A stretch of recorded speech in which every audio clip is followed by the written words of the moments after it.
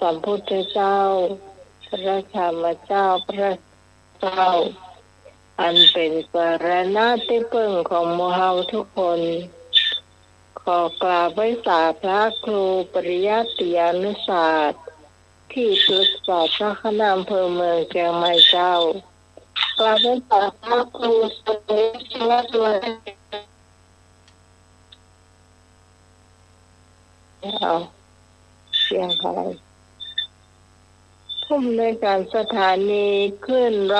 104.50 เมกะเฮิรตซ์เจ้าวาดวัดป่าเห็นเจ้า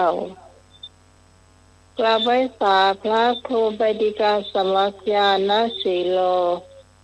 รองเจ้าวาดวัดป่าเห็นเจ้าเจริญพรนะพิสมัยกราบไว้สาพระอาจารย์เอารักประโยชน์นันเจ้าโยมปี้สวัสดีไอ้หน่วยสว่างเมฆเจ้าครับผมดีครับผม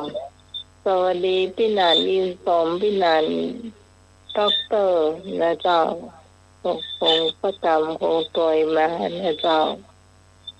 วันนี้ทีมงานธรรมะคลายเครียดของเราก็มาพ่อปากับคนผู้ฟังเหมือนเช่นเคยนะเจ้าทุกวันเสาร์และวันอาทิตย์โดยมีข้าเจ้าพิสมัยกุริโยดอนนะเจ้ามาเป็นผู้ดำเนินรายการในช่วงนี้3 ทุ่มถึงเที่ยงคืนนะเจ้าถ้าบรรลับบรรนอนก็ฟังเดือนจบแล้วกันนะเจ้าวันนี้เป็นวันอาทิตย์ที่2ของเดือนอย่างเนี้ยสิงหาเนาะโอ้ใจว่ะสิงหาอาทิตย์แรกครับงงเป็นงงเดี๋ยวนะวันที่2แล้วเนาะวันที่2สิงหาละเนี่ยวันนะเหมือนเดือนนี้มันเป็นเดือนที่8แล้วนี่เนาะเดือนที่8สิงหาเนาะ9 กันยาเดี๋ยวเมื่อก็สิ้นปีแหมล่ะนั่นแหละปีก่อนมาเนี่ยเราได้วางมาตรฐานเลยเอาไว้สำหรับผ้าป่าสามัคคีอย่างนี้ปีนี้ยังวิแววกันทุนยังหมอวิตันนะเจ้าต่อไปเจ้าวันนี้คุณผู้ฟังวันนี้จะฟังเพลงของสุรพลนะเจ้าเลือกมาให้ฟังนี่ประเดี๋ยวนี้ว่าอกจราจรนะเจ้าแล้วก็จะมีลาวตีเขียดรักลิงโง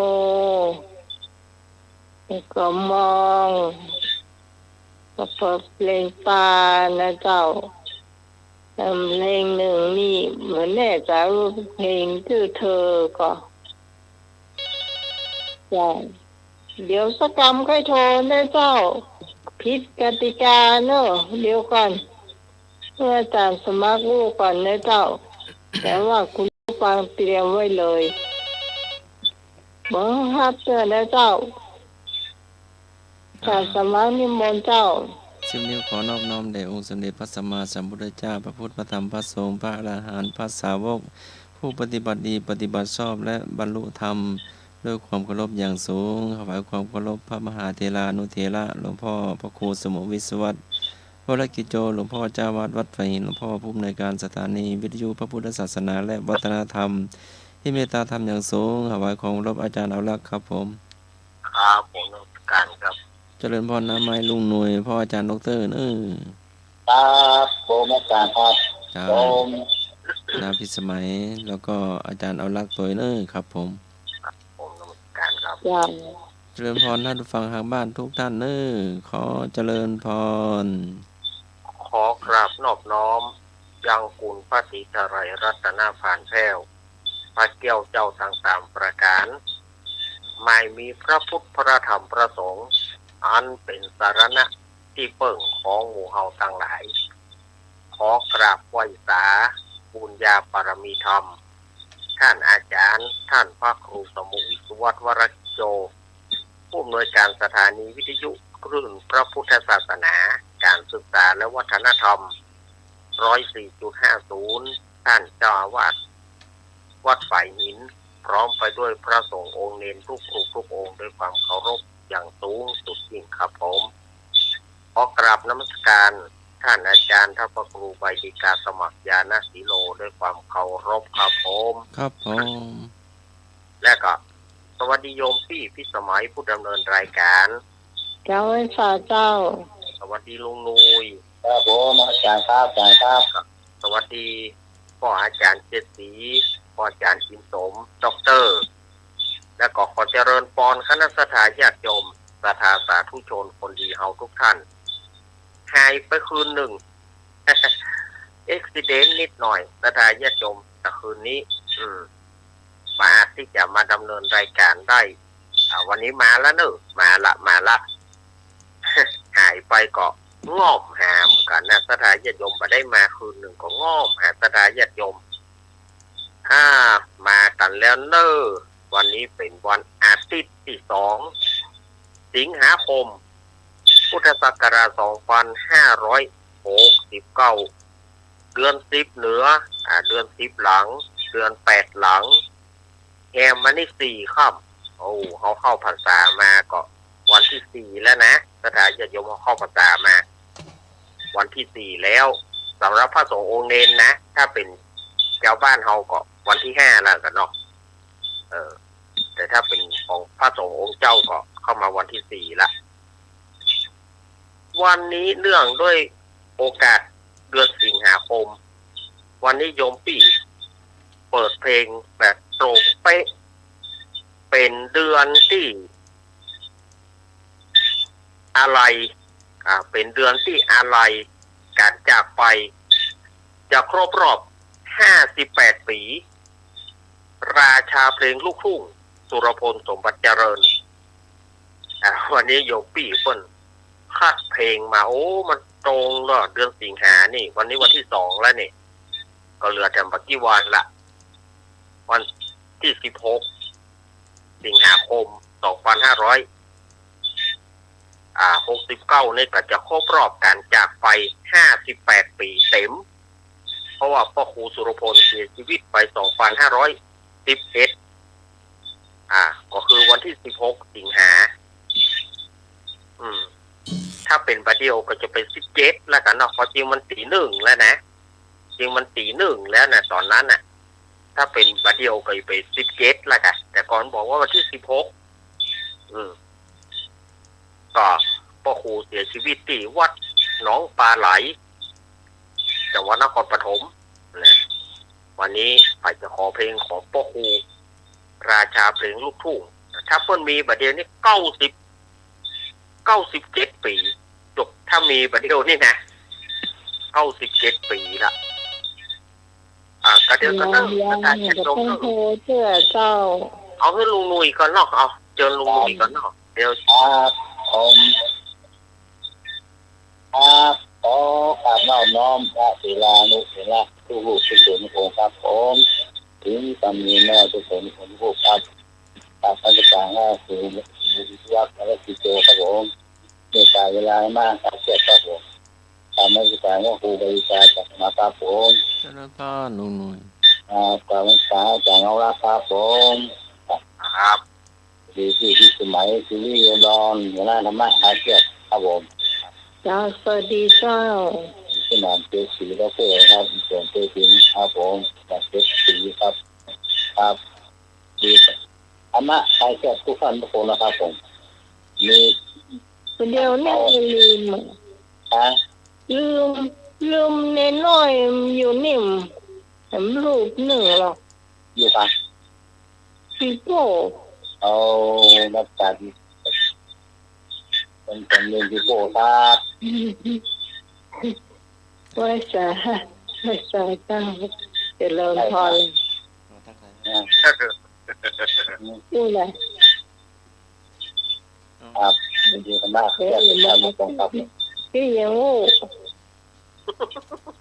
นี่ถือว่าโบนสมบัติเจริญเนี่ยนี่นะครับครับหลวงตาหนุ่ย ครับไม่ถึงต้องเป็นเรา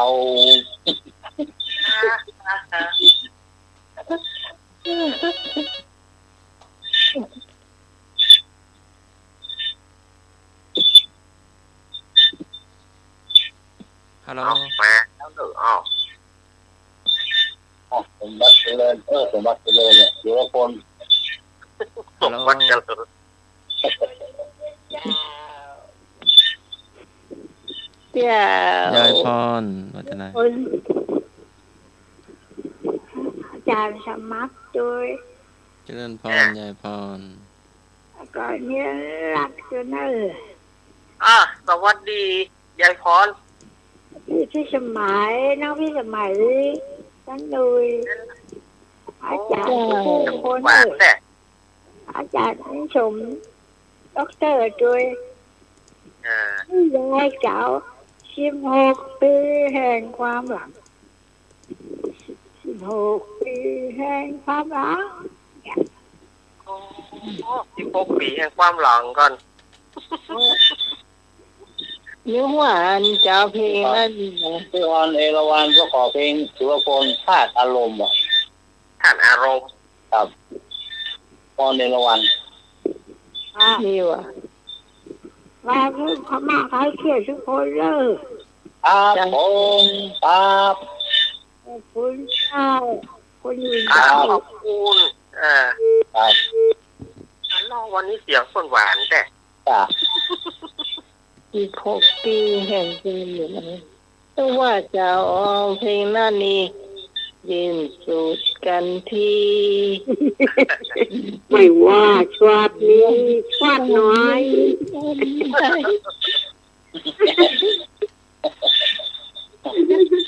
ธาตุนี้ล่ะ น้ำตาจาโทกะ เอา อาจจะโทร ตาจะโทร เราเอาก็ได้เหรอพี่หน่อยเอาเพลงเนี่ยน้ำตาจาโทเนี่ย เนาะ อาจจะโทรเนาะ แต่ที่น้องเลือกมันเป็นเพลงจะว่าไวๆทั้งนั้นนะที่อู้ไปตอนต้นๆนะ อืม เจ้า เจ้า ครับ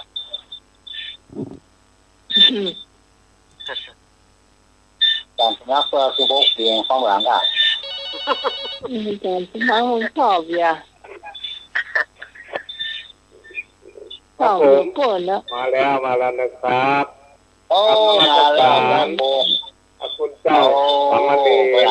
ทุกองค์นะครับสวัสดีนะครับ วันที่ ทุกค ครับ น ผม ผมเพลงของพ่อสุรพลนะครับ เอามันจังหวะเร็วนะเอาสวยจริงๆครับผม สวยจริงๆเนาะ จริงๆเนาะ สวยจริงๆแม่คุณ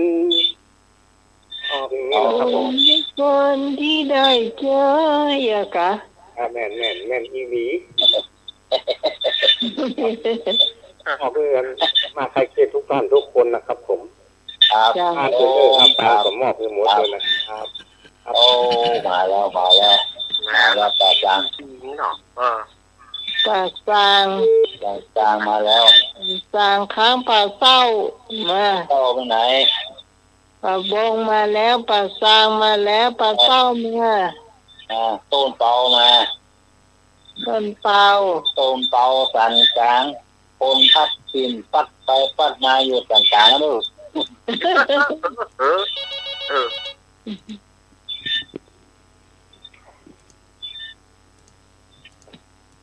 เจ้า ต้นเปามาแล้ว โอ้มาแล้วต้นเปา ขอรักษาท่านสมาเจ้าท่านในรักดีน้องใหม่ เจริญพรเนี่ยอันนี้ ดีเจ้าก็เปิดเลย ที่ นะ ตา เจ้า ดี วันนี้เอาแก้วลืมดง ครับเจ้า เจ้า ลง หลงเพลงนี้ก็ม่วนเนอะ เจ้าลืมดง เจ้า ครับเจ้าลืมดง เกี่ยวกับโลกประ มา จ แล้วต้นเปามาแล้วเนอตาไหในตาไหทราบด่วน ำตัว2 ว่า 8กัน 2 ว 8มาเร็ว ให้นายมาให้กินนะ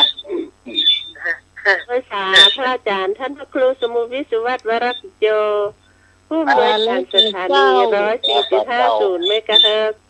เจ้าวาดวัดสายหินเจ้ากล่าวภาษาพระครูใบดิกาสมัครยานสิโรรองเจ้าวาดวัดสายหินเจ้าเจริญพรแม่พรจากกล่าวภาษาพระอาจารย์ในรักเจ้าสวัสดีแม่พรสวัสดีน้องใหม่เจ้าเจ้าสวัสดีเจ้าจ้าสวัสดีลูกหนี่เจ้าผมดีครับผมจ้าสวัสดีพี่นานอิสมเจตินด็อกเตอร์เจ้าแล้วสวัสดีมาใส่เครียดทุกท่านนะเจ้าวันนี้พี่พรของเพลงโปรดของพี่พรคืออุทยานผลไม้ของสุรพลนะเจ้าครับโอ้อุทยาย าน ผลไม้ครับมันมีปลาเลิกปลาเตยเนาะครับก็การหลวงอะไรเนาะเจ้าครับมาแล้วสิโลจ้ามาสกได้จันนะคะครับอาทิตย์น้องใหม่จ้าเป็นหน่วยจ้าครับการเอาเพลงเสียวใส่จ้ะเอาเพลงเสียวใส่เพราะว่าฟ้ามาร้องกระลึงแล้วมันก็ถ่ายรูปมั่งแมบไอ้หน่อยอ๋อเดี๋ยวใส่เนาะแม่ก่อนเสียวใส่เนาะเสียวใส่ว่ะเดี๋ยวใส่เพลงเสียวใส่เสียวใส่ที่มันปิดกระจกเราภาพมาลงหมดละร้องอยู่บนหัวเดี๋ยวนี้มันไปถ้าจะไปทางบ้านไอ้หนุ่ยเราไม่รู้นะครับมาแล้วมาเว็บแล้วตั้งท่าดีๆเนอะไอ้หนุ่ยบ้านแต่ที่ทางเปิดเผยหรอสาวถ่ายรูปมาไม่คนจะโตเตยเจ้าแล้วเนาะพี่กรณ์เนาะจ้ะพี่กรณ์เพิ่งเปิดโทรศัพท์เดี๋ยวนี้ชาร์จแบตมันหมดเนาะแล้วก็เปิดวิทยุฟังตอน9 โมงเนี่ยแล้วไฟมันก็ดับไปจับบนกันนะบ้านน้องอยู่ใต้ฟ้าไม่ต้องรอฝนเนี่ยไม่รู้แบตวิทยุจะหมดหรือเปล่าไม่รู้โอ้มันแรงมากเจ้าขอบคุณเจ้าครับครับผมขอบคุณครับที่หอมปล่อยด้วยกันหอมปล่อยพอแล้วเนาะมาไม่ย่อยหรอไม่ย่อยฮะเจ็บกันบนเลยเนี่ยไลน์มาตั้งให้หนุ่ยก็ได้หรอไม่จันทราชื่นใจไม่จันทรามาเอาเพลงกันสวัสดีคุณสิขาวทุกคนทุกเจ้าครับมาแล้วประเด็นนี่ให้เบาขอฟังเพลงเป็นยังไงเพลงเจ้าของสุรพลนะเป็นเพลงนี่นะหัวใจผมว่างหัวใจว่างเนาะหัวใจผมว่างก็ชื่อนั้นนะกะชื่อหัวใจผมว่างนะกะไปยังแซวหินปีของเปิ้ลเนอร์ครับอยู่เนาะเจ้าครับผมขอบคุณครับอย่างพวกแฟนโดยดีเจคุณสีขาวทุกคนทุกท่านเลยนะเจ้าครับผมพี่นะเจ้าครับขอบคุณเจ้าคุณมาเล่าเสียเนอะ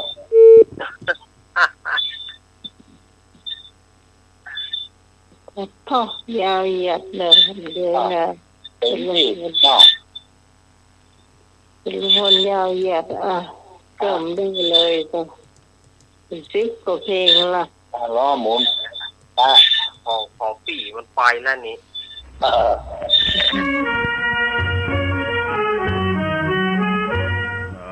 เช้าแบนเย็นแบน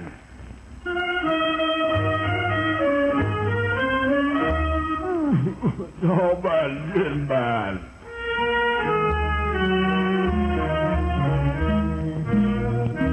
เช้าแบน เย็นแบนสบายอุราไม่มีโซดาไม่มีกับแกล้มก็ยังดี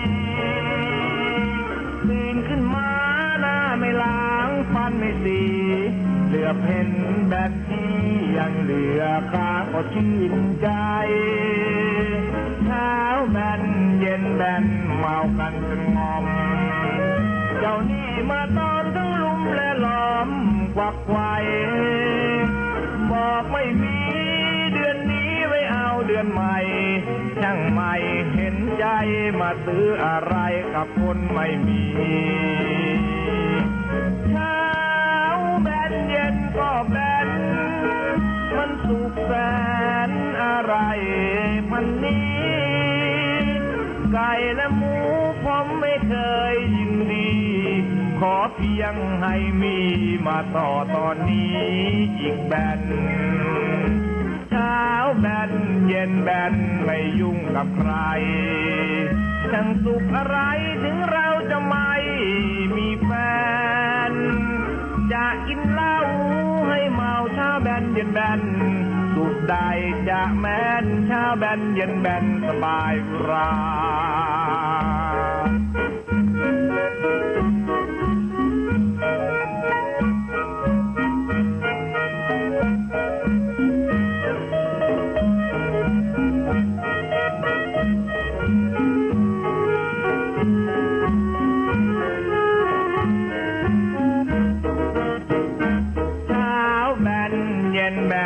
สบายอุรา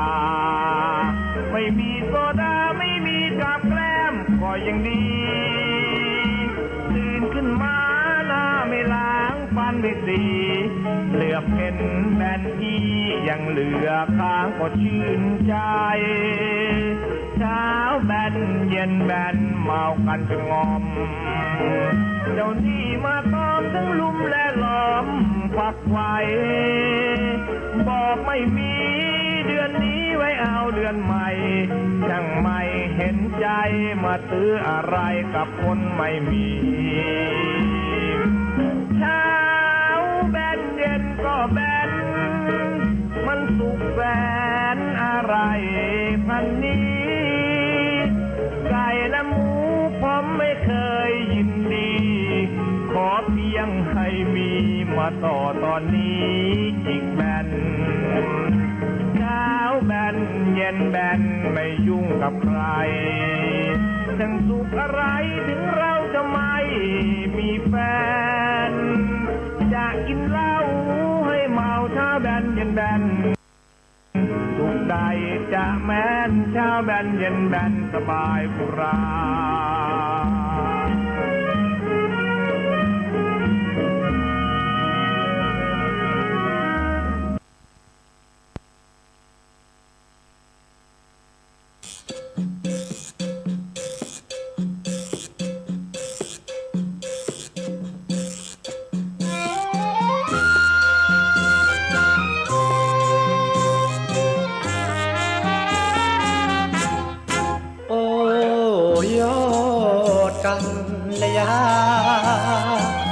เจ้าเกิดมาจากไหน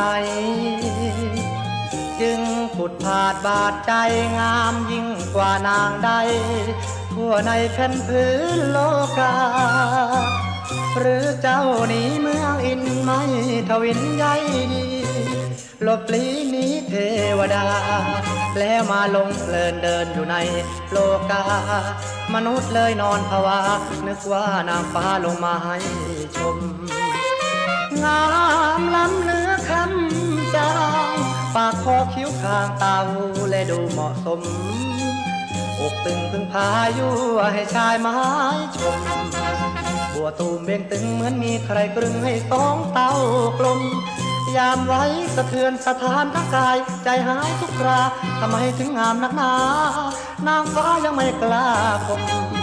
สร้างบุญอันใดถึงได้เจ้ามานอนชมเพียงแม้แต่ปลายเส้นผมถ้าได้ชมคงนับว่าบุญ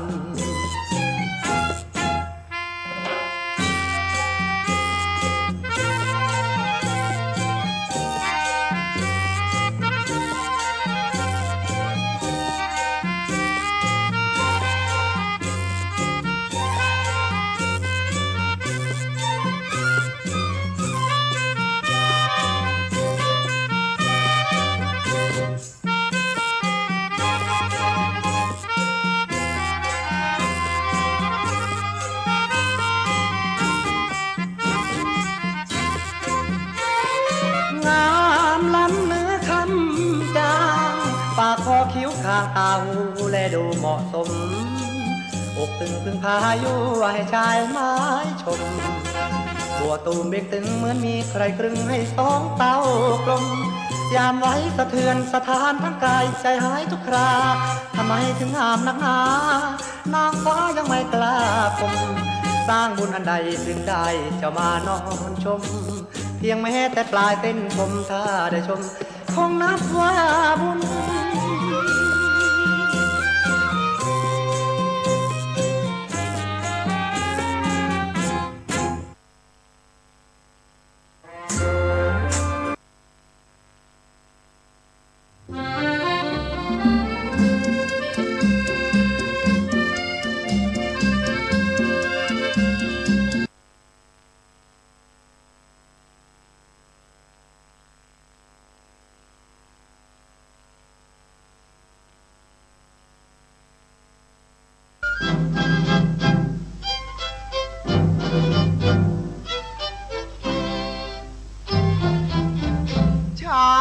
ขึ้นตะวันส่อง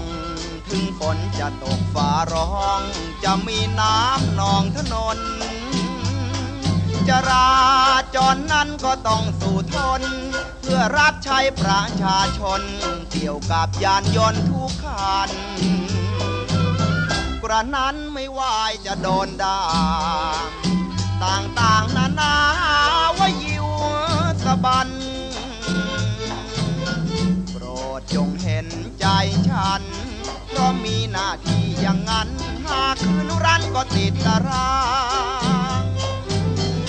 รถคันซ้ายไงวิ่งกินขวารถคันหน้าช้าลงนิดหน่อยรถคันหลังที่มาหยุดคอยขอจงค่อยๆวิ่งให้ถูกทางเอาคันโน้นอย่าเพิ่งวิ่งมาดูสัญญาณแน่ชัดหรือยังนั่นเครื่องเสียเลยเกะกะทางจราจรก็ยังช่วยเข็นให้ใจเหลือคมแทบเป็นลมสิ้นใจตายขอจงเห็นใจเพราะงานไม่ง่ายดังใครคิดกันในนาทีจะบังคับถ้าจับมากโดนว่าสารพันถ้าหากคุณเป็นจราจรอย่างฉันอย่างช้า3 วันคุณต้องกลั้นใจตาย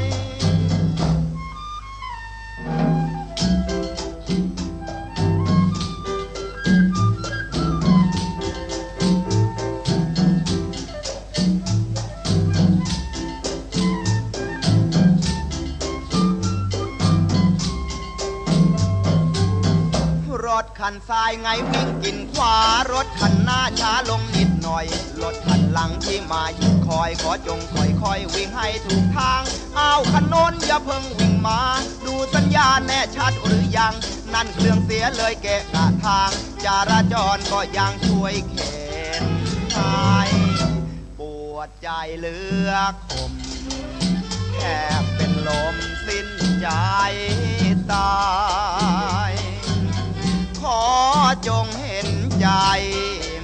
เพราะงานไม่ง่ายดังใครคิดกันในนาทีจะบังคับถ้าจับมากโดนว่าสารพันถ้าหากคุณเป็นจราจรอย่างฉันอย่างช้า3 วันคุณต้องกลั้นใจตาย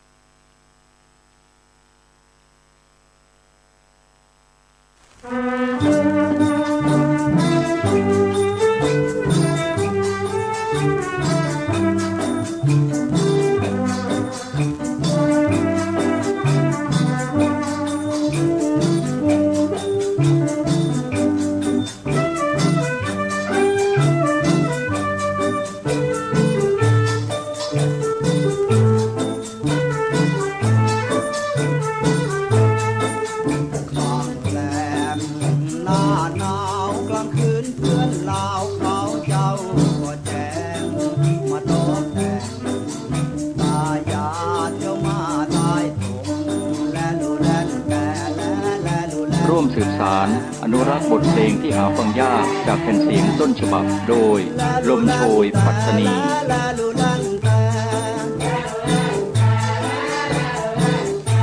มือขวาถือไม้อีกมือซ้ายถือคบไปหาเขียนยามครบก็ถือคบลงไปชง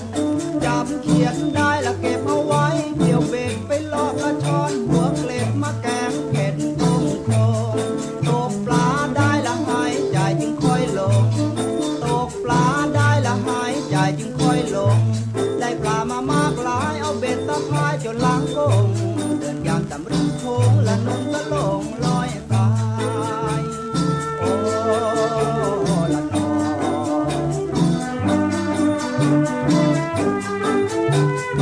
ลมโชยปัตตานี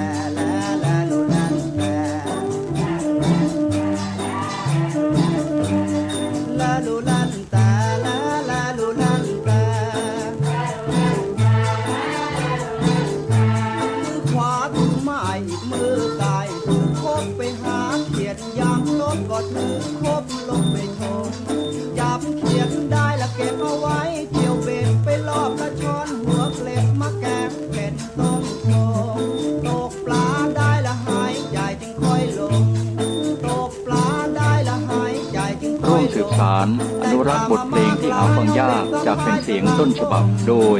ลมโชยปัตตานี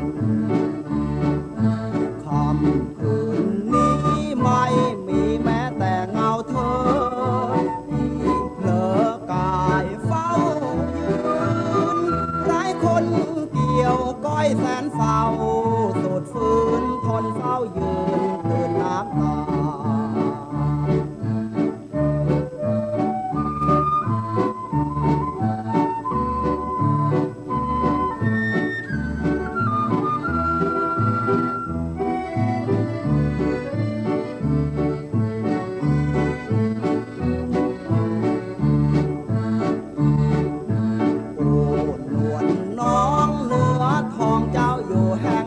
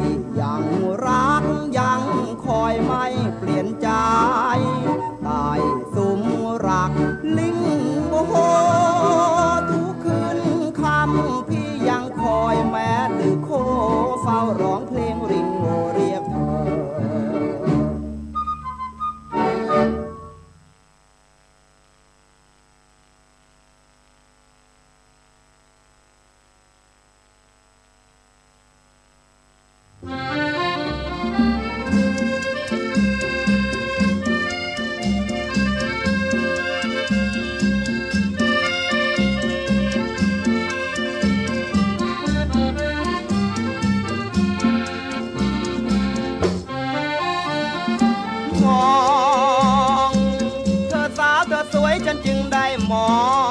ง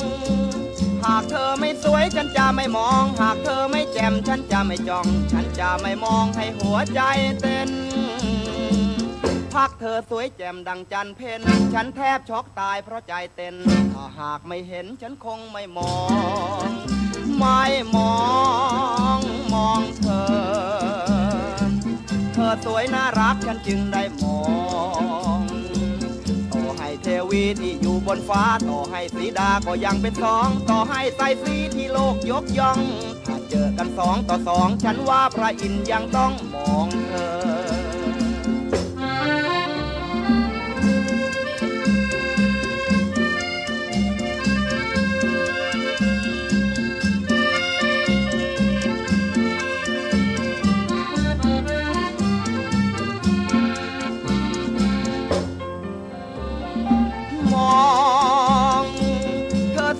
สวยฉันจึงได้มองหากเธอไม่สวยฉันจะไม่มองหากเธอไม่แจ่มฉันจะไม่จ้องฉันจะไม่มองให้หัวใจเต้นพักเธอสวยแจ่มดังจันเพ็ญฉันแทบช็อกตายเพราะใจเต้นถ้าหากไม่เห็นฉันคงไม่มองไม่มองมองเธอสวยน่ารักฉันจึงได้มองเทวีที่อยู่บนฟ้าต่อให้สีดาก็ยังเป็นสองต่อให้ไตรสีที่โลกยกย่องถ้าเจอกัน2 ต่อ 2ฉันว่าพระอินทร์ยังต้องมองเธอมองเธอสาวเธอสวยฉันจึงได้มองหากเธอไม่สวยฉันจะไม่มองหากเธอไม่แจ่มฉันจะไม่จ้องฉันจะไม่มองให้หัวใจเต้นพักเธอสวยแจ่มดังจันเพ็ญฉันแทบช็อกตายเพราะใจเต้นถ้าหากไม่เห็นฉันคงไม่มองไม่มองมองเธอ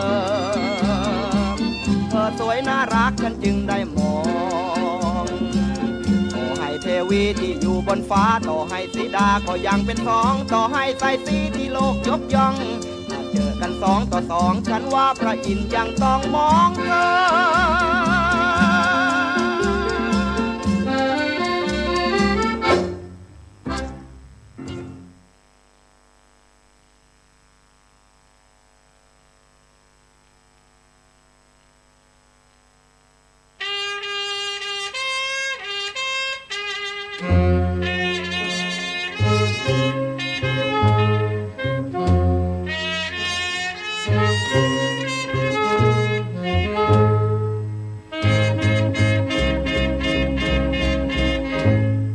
16 ปีแห่งความหลัง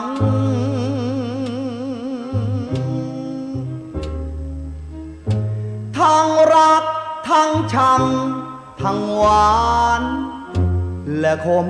ขื่น16 ปีเหมือน16 วันรักเอ๋ยช่างสั้นไม่ยั่งยืนมีหวานมีชื่นมีคืนมีคม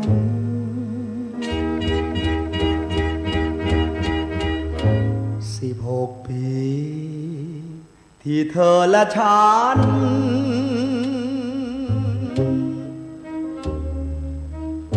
ครองความรักกันสุขสันต์สุดเหลือค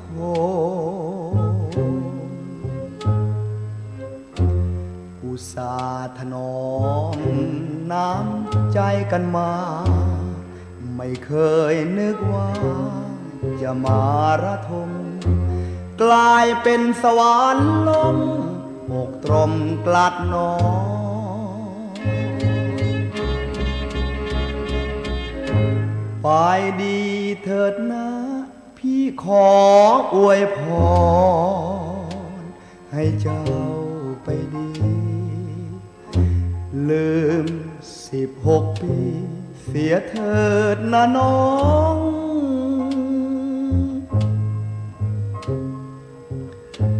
นึกว่าหลับฝันชั่วพลันเราตื่นลืมคืนเราสองที่ ครองความรักกันมาถึง16 ปี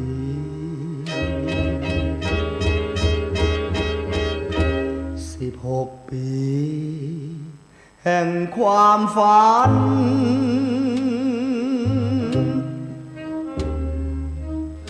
ทั้งเธอและฉันจบเกมรักกันเพียงนี้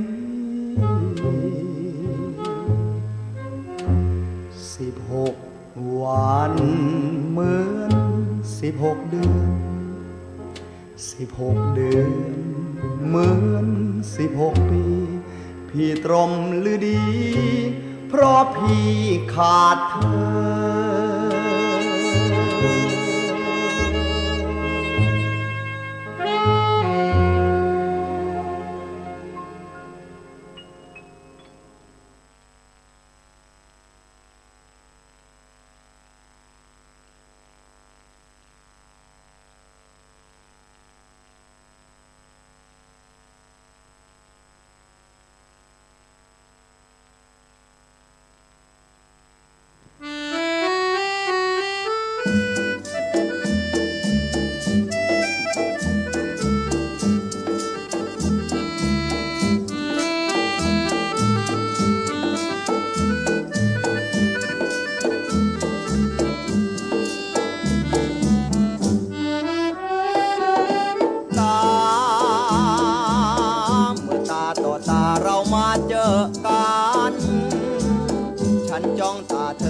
จ้องตาฉันต่างคนต่างหลิวในตาให้การเธอจ้องตาฉันฉันจ้องตาเธอ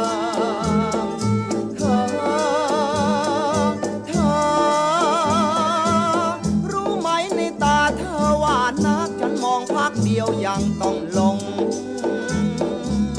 จ่อจิตพะวงเพราะตาของเธอมีเสน่ห์อยู่ที่ดวงตาเธอมีราคาเพราะตาเธอหวานซาบซึ้งดวงมานฉันแทบละเมออย่าให้ฉันเก้อเพราะเธอหลบตารู้ตัวหรือเปล่าว่าเธอสวยมองฉันบ่อยๆสิเธอจ้าฉันสุขอุราเพราะตาของเธอ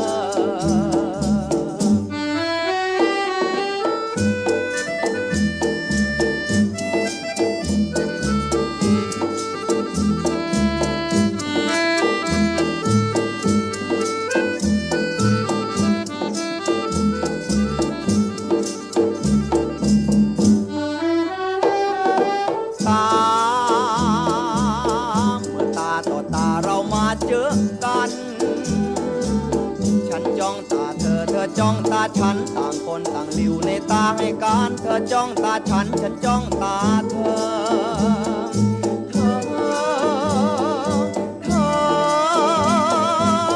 รู้ไหมในตาเธอหวานนักฉันมองพักเดียวยังต้องลง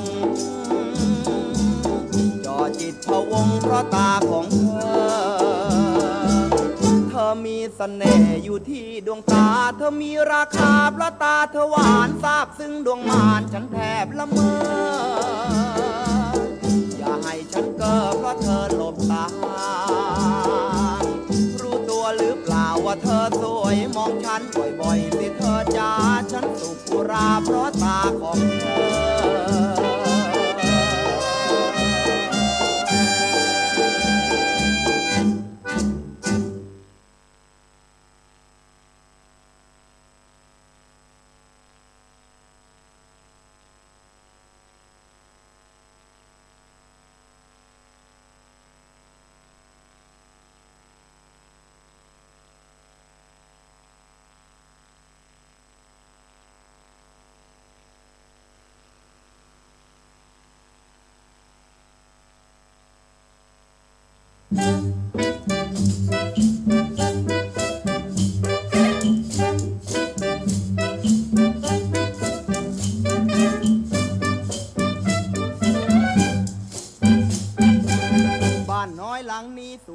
เสียจริงปลูกไว้สมใจถูกสิ่งสวยจริงเพราะฉาบสีฟ้าหน้าต่างประตูติดม่านสวยหรูงามตายามน้องผ่านไปมาพี่ยืนในบ้านแหวกม่านยังเห็นบ้าน านน้อยหลังนี้สุขีเสียจังแอบมองน้องทางหน้าต่างตั้งแต่เช้าจนเย็นแหวกม่านมองดูหดหูเหลือจะลำเค็นเกี่ยวก็เกี่ยวไม่เป็นได้แต่แอบมองน้องอยู่ทุกวัน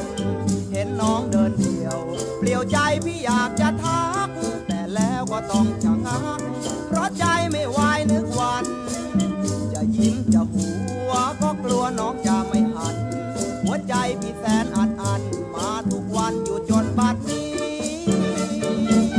บ้านน้อยหลังนี้ถึงแม้ฉันจนกัดกินแม้เพียงเกลือป่นยอมทนมีจากนายนี้เงินหมื่นเงินแสนไม่อาจแม้นมาราวีลากบ้านฉันไปขยี้บ้านน้อยหลังนี้ฉันรักจริง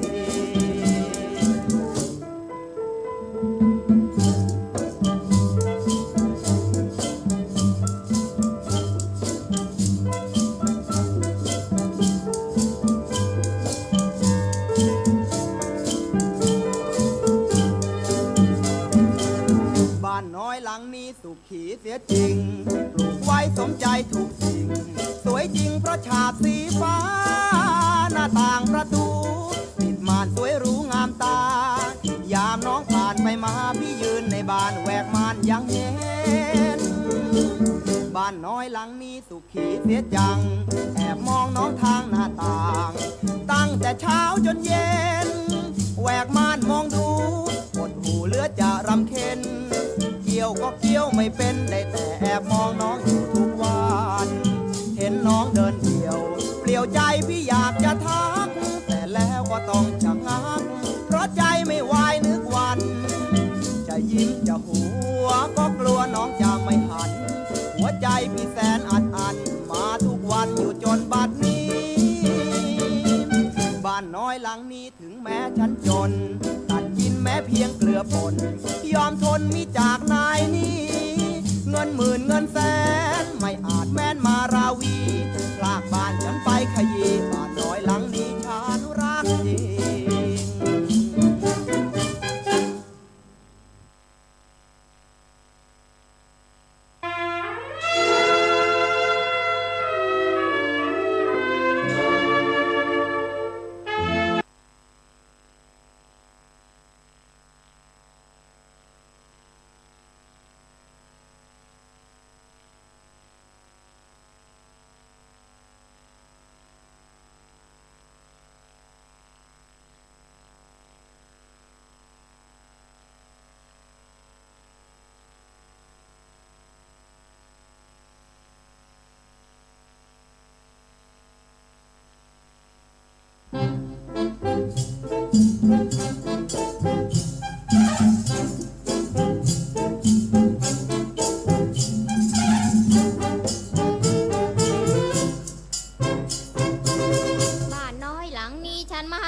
ค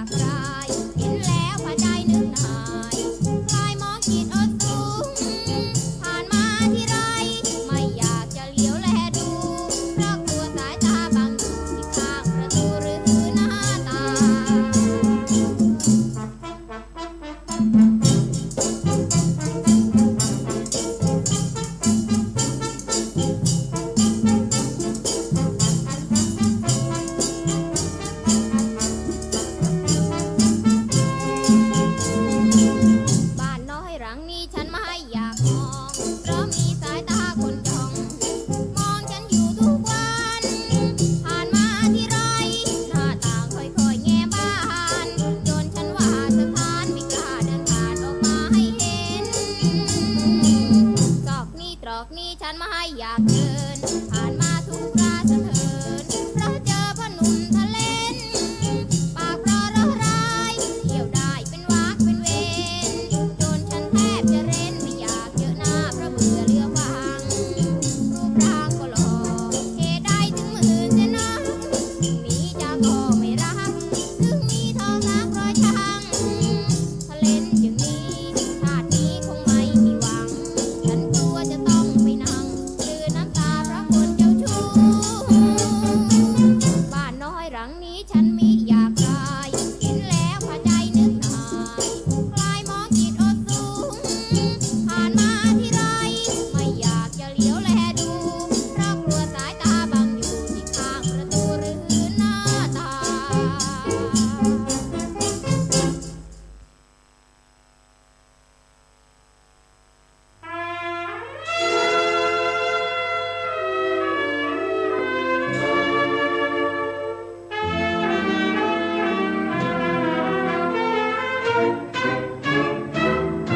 นี่ผีตนใดสิงใจของข้าให้เป็นไปเยี่ยงสัตว์ป่าโหดร้ายชั่วช้าสามานลืมลูกลืมเมียที่เคยเคลียร์เคล้าหลงมัวเมาเหล้าเสียจนลืมบ้านหลงการพนันจนลืมครอบครัวตื่นเช้าเมาไม้ปล่อยใจให้เศร้าเป็นทาสอารมณ์ของเหล้าคลุกเคล้าแต่ความหมองมัวลืมสิ้นความดีที่เราเคยรักเห็นวงกงจักรที่เคยว่าชั่วกลายเป็นดอกบัวเสียแล้วเจ้าเอ๋ยหลงมัวเมาเหล้าเมาการพนันเมียถึงต้องอายุสั้นเพราะฉันไม่มองไม่เงยลืมสิ้นคำพระว่าจงละบาปเถิดปวงชนเอ๋ยอย่าไปสร้างเวรกรรมเลยผลจะสะท้อนคือกรรมเพื่อนพ้องที่ฟังรุ่นหลังรุ่นพี่อย่าเอาเยี่ยงอย่างผมนี้เดี๋ยวจะไม่มีศีลธรรมอย่าคบเหล้ายามันจะพาล้มอย่าปล่อยอารมณ์ให้อยู่เบื้องต่ำโปรดจงจดจำผมเป็นบทเรียนหลงมัวเมาเหล้าเมาการพนันเมียถึงต้องอายุสั้นเพราะฉันไม่มองไม่เงยลืมสิ้นคำพระว่าจงละบาปเถิดปวงชนเอ๋ยอย่าไปสร้างเวรกรรมเลยผลจะสะท้อนคือกรรมเพื่อนพ้องที่ฟังรุ่นหลังรุ่นพี่อย่าเอาเยี่ยงอย่างผมนี้เดี๋ยวจะไม่มีศีลธรรมอย่าคบเหล้ายามันจะพาล้มอย่าปล่อยอารมณ์ให้อยู่เบื้องต่ำโปรดจงจดจำผมเป็นบทเรียน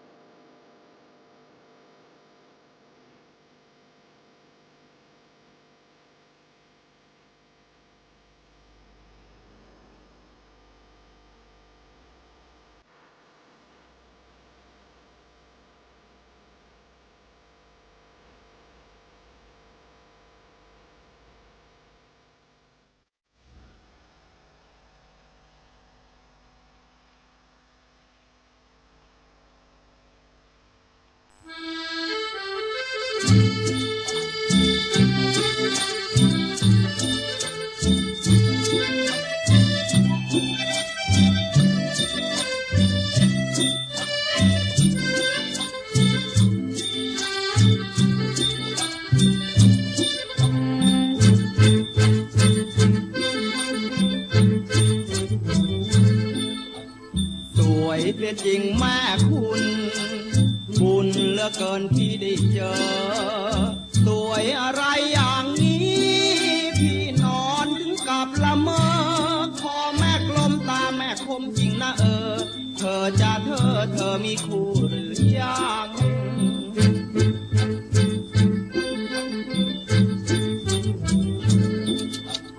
แจ่มอะไรอย่างนี้พี่มองเสียจนเหลียวหลังเมื่อเวลาน้องเดินสะโพกสายคล้ายกับดาวหนังรถบนถนนแทบจะชนกันพังจราจรตาข้างจนลืมเปิดไฟแดง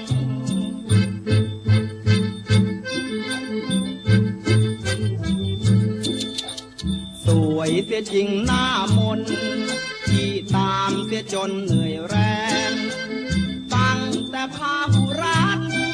พี่ควักธนบัตรใบแดงนั่งแท็กซี่ตามน้องนางมาแสนแพงใจเต้นแรงรัวเหมือนดังเสียงกลอง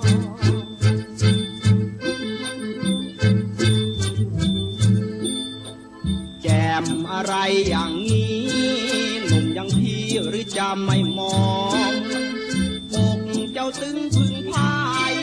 กรีดกรายเหมือนหงรำพองคนแก่ใกล้ตายยังไม่ไหวแลมองพอเจอเชฟนวลน้องยังร้องว่ายังไม่อยากตาย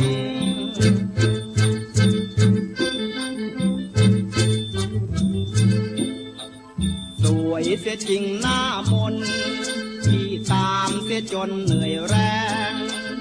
ตั้งแต่พาหุรัตพี่ควักธนบัตรใบแดงนั่งแท็กซี่ตามน้องนางมาแสนแพงใจเต้นแรงรัวเหมือนดังเสียงกลอง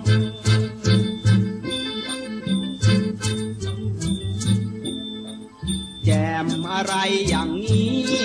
หนุ่มอย่างพี่หรือจะไม่มองอกเจ้าตึงพึ่งพายกรีดกรายเหมือนหงรำพองคนแก่ใกล้ตายยังไม่ไหวแลมองพอเจอเชฟนวลน้องยังร้องว่ายังไม่อยากตาย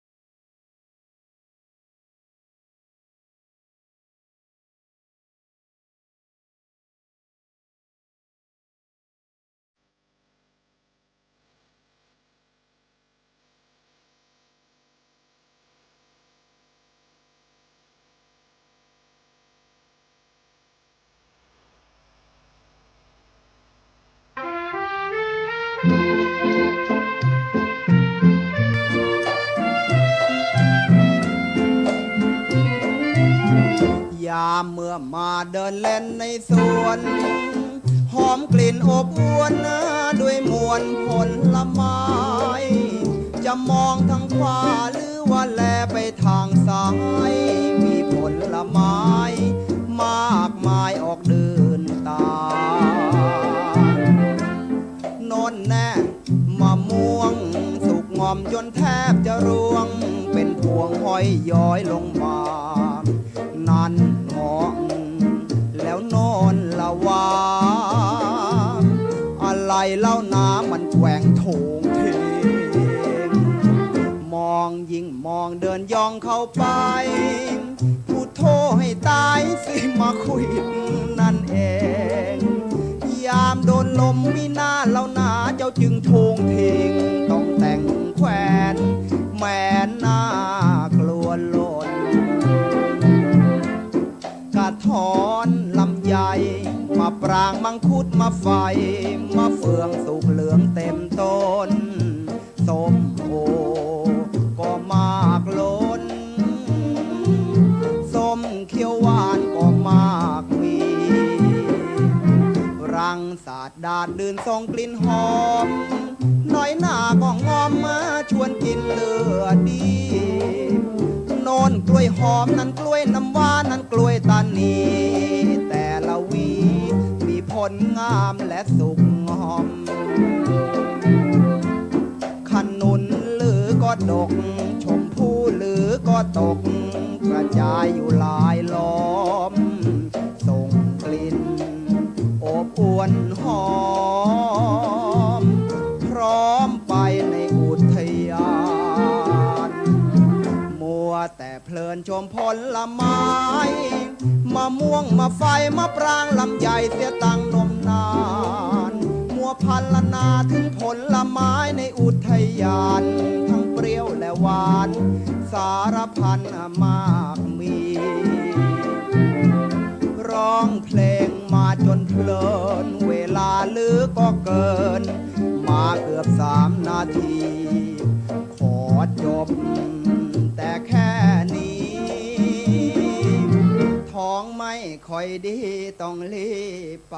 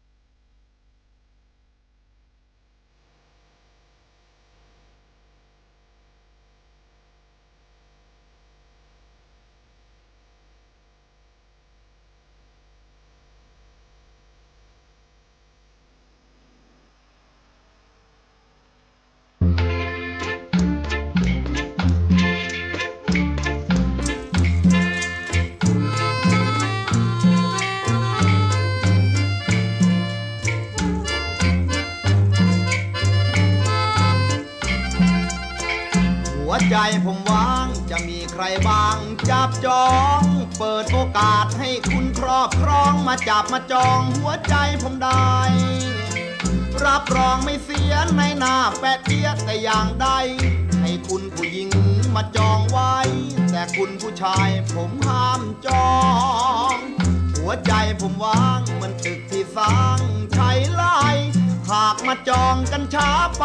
คุณจะเสียใจที่มีได้ห้องหากคุณมาช้าคนอื่นเขาคว้าใจผมไปครองถ้าหากคุณพลาดการเป็นเจ้าของแล้วคุณจะต้องเสียดายถ้าหากคุณจองรับรองเมื่อไรเมื่อนั้นผมบริการรับใช้มิได้แนงนายยามกินจะป้อนยามร้อนจะพัดให้คุณเมื่อยคุณปวดผมนวดยังไว้ให้คุณเป็นนายใจผมหัวใจผมว่างให้คุณมานั่งบงการให้คุณชี้นิ้วใช้งานแล้วแต่คุณนั้นจะขู่หรือคมผมขอรับใช้อยู่กับคุณนายที่ผมนิยมถ้าหากคุณเห็นเหมาะสมมาจองใจผมเป็นของคุณ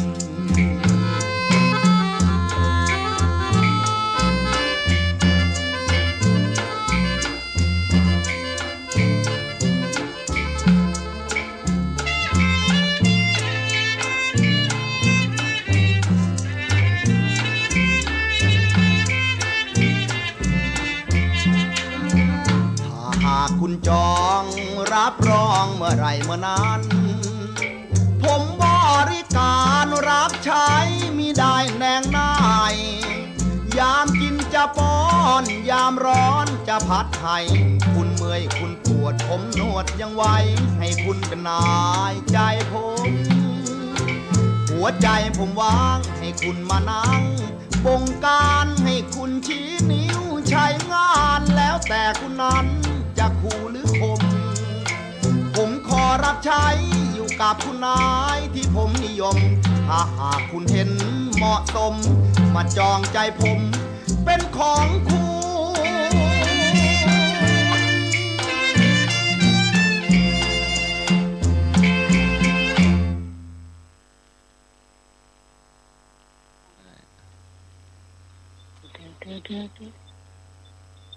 เจริญพรพ่ออาจารย์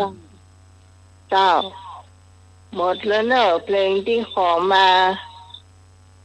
ก็เติมไปแหมก็หลายเพลงเหมือนกันนะเจ้าเดี๋ยวนี้4 ทุ่มป่ายจะนักละก็จะเกิ่งแล้วนะเจ้าตอนนี้พี่นานอินสมเตยปินมาแล้วนะเจ้าเชิญเจ้าครับขอกราบนมัสการท่านพระคุณเจ้านะครับท่านพระครูสมุวิสุวัฒน์วริกิโตนะครับเจ้าวัดป่าหินผู้ในการสถานีเครื่อง 104.50 เมกะเฮิรตซ์กับไวสาท่านพระครูบดีการสมัครญาณสิโรรองเจ้าอาวาสวัดป่าหินนะครับเจริญพรพ่ออาจารย์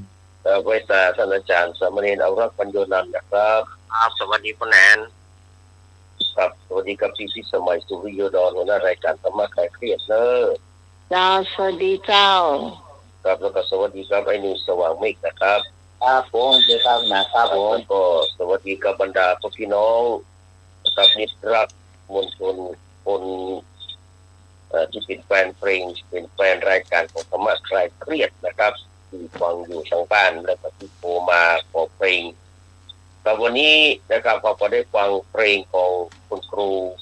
สุรพลสุวัฒน์เจริญซึ่งเป็นบรมครูเพลงนะครับเป็นอมตะคนมีพี่น้อง6 คนน่ะ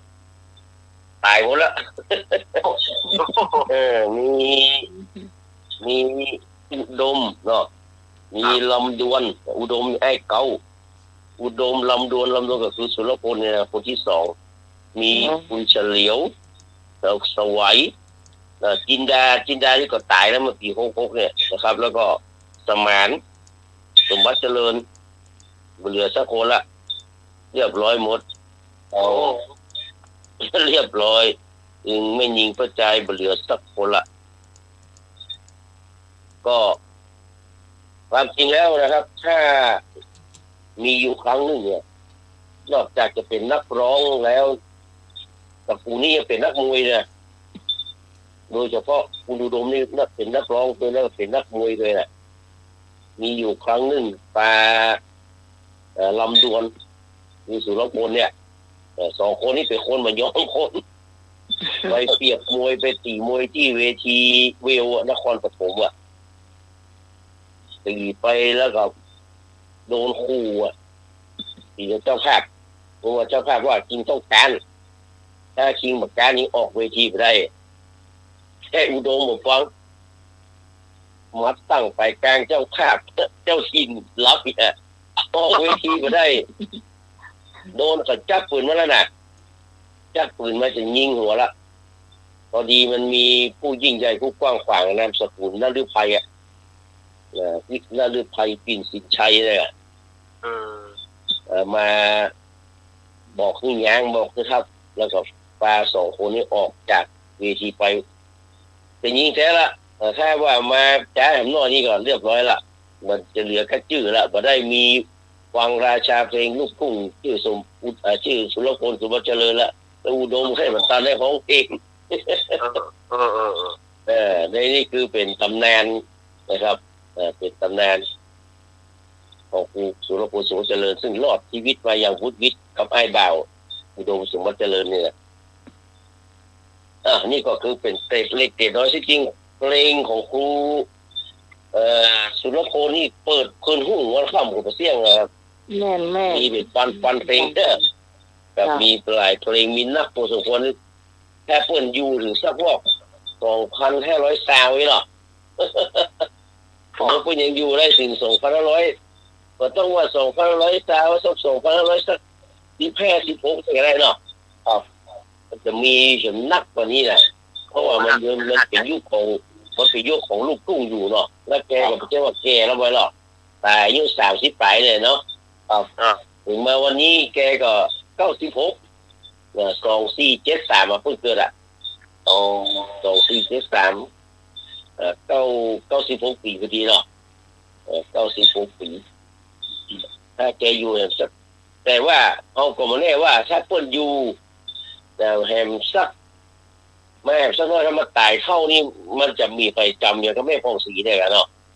อยู่เมืองลำไปอ่ะก็พุ่มพวงดวงจันทร์สายยันสัญญานี่ตายนุ่มเนาะก็รักสลักใจเนี่ยตายนุ่มแล้วมีคนถามหามีคนยังอะไรอยู่น่ะเนาะแต่ถ้ามันป่วยยาวนะอย่างแม่พองศรีเนี่ยมันเขาถามหาเมื่อกี้ว่าน่ะเอามาตายได้เป็นก็เป็นแน่นอนแต่ว่ามันแบบมันเหมือนกับในกรณีของผู้พวงตายเหมือนกับสายยันตายเนาะยันรักตายแหละมันตายนุ่มเนาะมีคนไปร่วมงานมีคนทำกิจกรรมอย่างนักรักเป็นคนอย่างเจนหนึ่งเนาะครูสุภพล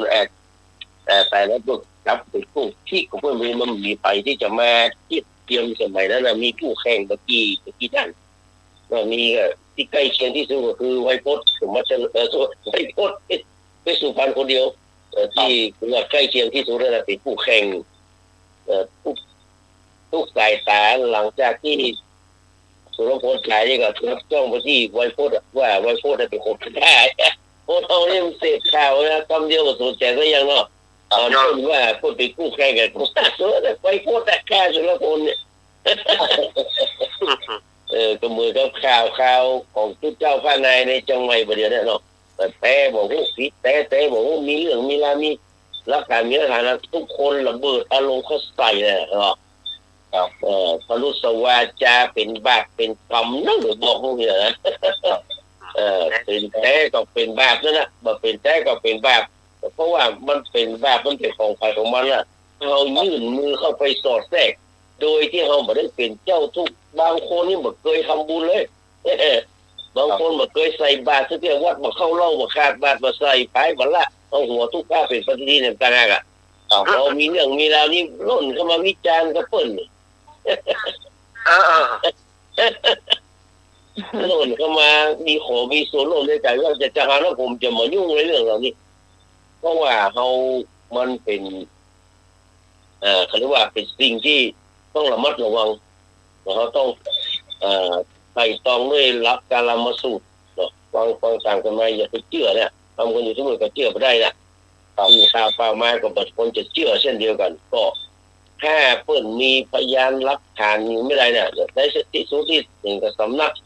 พุทธศาสนาเชียงใหม่เนาะโดยท่านอาลีพันธ์เนี่ยเพิ่นก็แถลงแล้วว่าที่ร้องเรียนที่กล่าวหามาเนี่ยมันมามีหลักฐานมันมามีมูลถ้าว่า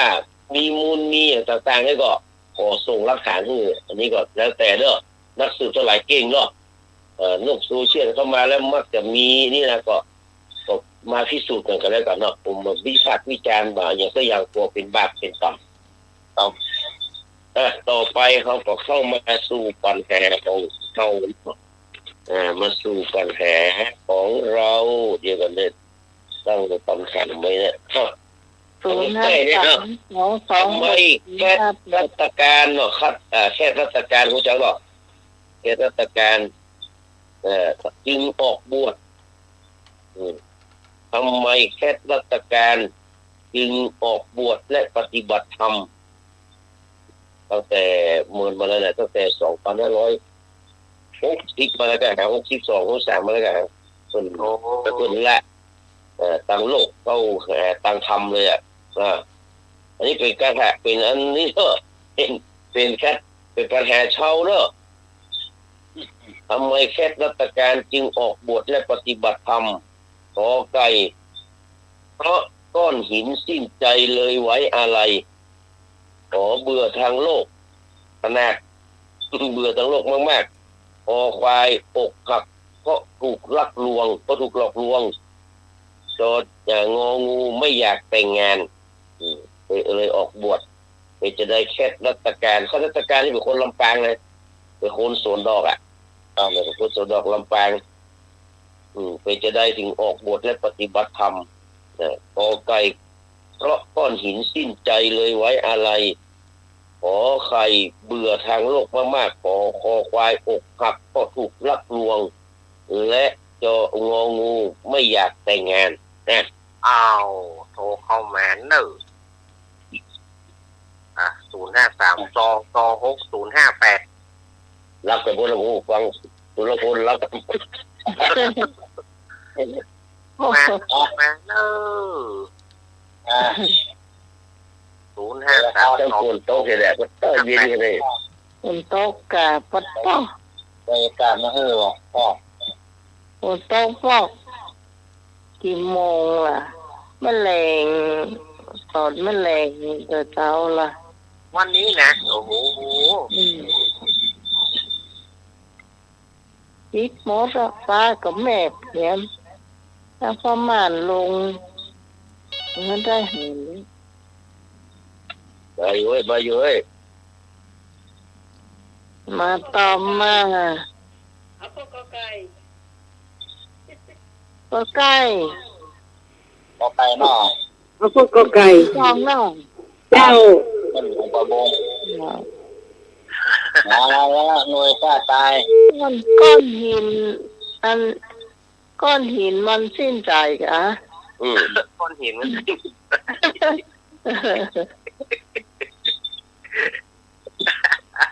แค่ปฏิการนี่คนที่ร้องเพลงสามชาแล้วก็เอาใช่เรื่องคัตยา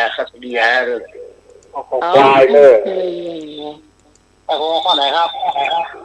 ควายบัฟฟาโลกกเอาบัฟฟาโลโกโก้เนาะครับบัฟฟาโลควายอกหักเพราะรักลวงเนาะอกหักเพราะรักลวง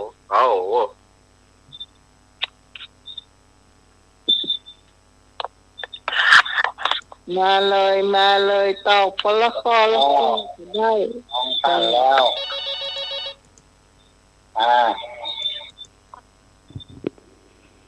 จ้าพี่กรณ์จ้ะสวัสดีพี่หนาน74อินสมเทพินด็อกเตอร์ค่ะสวัสดีครับพี่กรณ์เอาข้อสุดท้ายข้อสุดท้ายไม่อยากแต่งงานหรอใช่พี่สาวแต่งแทนนะแม่ ยังละพรแหละ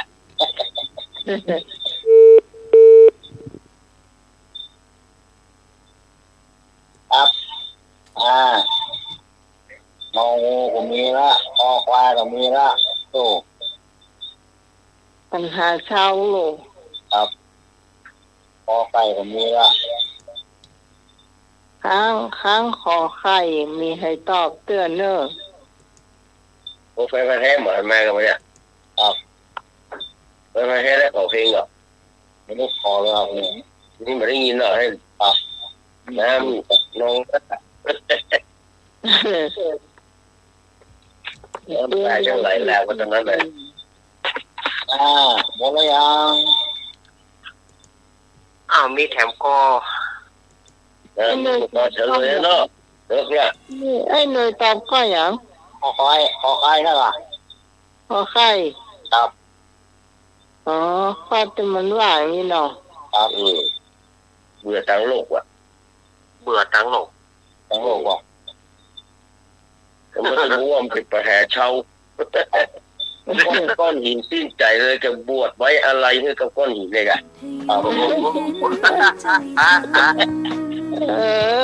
พี่ตองถูกอะไรก็สิ้นใจอ่ะไว้อะไรก็ก้อนหินไว้อะไรก็ก้อนหินเนาะก้อนหินตายหรอเว้ยเห็นเจอเธอนี่เนี่ยเจอเธอเนี่ยตาสมัครได้สมัครเปิดหลวงตาสมัครเปิด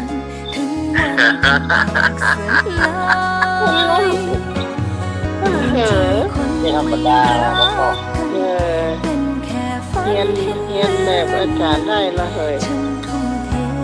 ต่อไปเนี่ยเป็นเพลงที่ผมเปิดที่ขออาจารย์สมัครจริงๆอาจารย์สมัครก็เปิดเพลงบัดฮูเพลงนะเพื่อเอาหนุ่มรำโทนน่ะไปเปิดเพลงนางฟ้ายังอายอย่างเงี้ยมันจะอ่านเลยเนี่ยหนุ่มลำโทนอ่ะโยนยาเลโยนไม่โยนยาเลหัวใจว้าเวไม่รู้จะเหไปหาใครแล้วนะย่างตะวันน่ะมาเอาแฟนอย่างน่ะเพื่อนว่าหนุ่มลำโทนมาเอานางฟ้ายังแอร์คนละโยชน์เลยนะได้เคียงกันกับว่าไปอย่างน้อยนี่มันคนละเนี่ยคนเรื่องสละโอเนาะสละโอนั่นเรื่องสละอายเนาะคนละเรื่องของเราแล้วแหละต่อไปเพลงที่แรกที่เปิดเนอะชื่อเพลงเช้าแบนเย็นแบนเนาะครับใครถามว่าเช้าแบนเย็นแบนสบายอุราเนี่ยมันเกี่ยวข้องกับไผ่ข้องมันเกี่ยวข้องกับไผ่ข้อใดเนอะเกี่ยวข้องกับไผ่ข้อใดกอไก่พยงมุกดาพุทธนาวันจินกรไกรลาภขอไข่พยงมุกดาสุรพลสมบัติเจริญจินกรไกรราชขอควายพุทธนาวันกรไกรลาชงองูพยงมุกดาสุชาติเทียนทองจุรารัตน์นี่หมายถึงว่าวงจุฬารัตน์นะครับเช้าแบนยืนแบนเกี่ยวข้องกับใครข้อต่างๆเกี่ยวข้องข้อไหนเนอะกอไก่พยงมุกดาพุทธนาวันชินกรไกรราชขอไข่พยงมุกดาสุรพลสมบัติเจริญชินกรไกรราชขอควายพุทธนาวันชินกรไกรราชงองูพยงมุกดาสุชาติเทียนทองวงจุฬารัตน์มาเช้าแบนยินแบนสบายเอาข้อสุดท้ายจะตัวปีนั่นหนูว่าเดาเนอะเอานะเอาข้อสุดท้ายเหมือนกันสุดท้ายหรอข้อสุดท้ายหรอมาด้วยกันไปด้วยกันเนาะไม่ก่อนเนาะมาด้วยกันไปลังขยาแผลแดงเนอะไม่เป็นไรจ้าแม่นี่ก็มาด้วยกันก็ไปด้วยกันพี่เจ้าก็เลิกเลยมาวันนี้เรื่องของเพลงเหรอ เจ้าพรเอาขอไข่เนอะเจ้า ขอไข่เนาะพี่พรแยกวงไปขอไข่เอ้าแม่มีคำตอบที่ถูก2 ข้อนะแต่มาถูก2 ข้ออนุโลมเพื่อโดยอนุโลมอ่ะมีใครตอบอะไรคนหนึ่งก็ได้อ่ะมันมีคำตอบที่ถูก2 ข้อเอาข้อควายเนาะเจ้าไม่หลวงเอาคอควายมันมีถูก2 ข้อแต่ข้อที่ถูกที่สุดก็มีข้องแต่ถูกโดยอนุโลมได้อนุโลมมีถูกโดยอนุโลมด้วยนะเพราะว่าที่ถูกที่สุดได้100 บาทอันนั้นได้50 บาทไม่เครื่องเดียวขอไข่ไอ้พงขอไข่ในเราขอขวดของเราขวดท้องขอขวดท้องไอ้นึก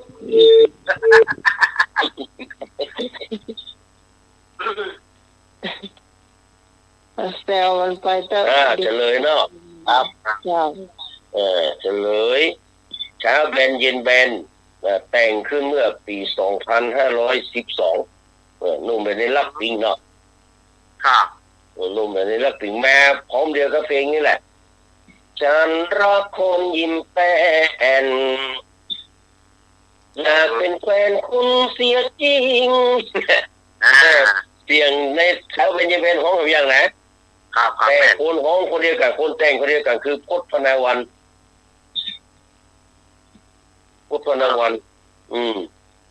คำตอบที่สุดที่ตอบต้องที่สุดคือพจน์พนาวันกับชินกรไกรลาภชินกรไกรลาภก็คือวงชินกรไกรลาภตอนนั้นนี่วงดนตรีเนาะพจน์พนาวันอยู่วงดนตรีของชินกรไกรลาภที่คอควายน่ะถูก 100%แต่ที่ถูก50% ก็คือพอไก่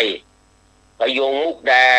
พจน์พนาวันชินกรไกรลาภเนื่องจากว่าพยงมุกดาเป็นผู้ตั้งชื่อให้กับพจน์พนาวัน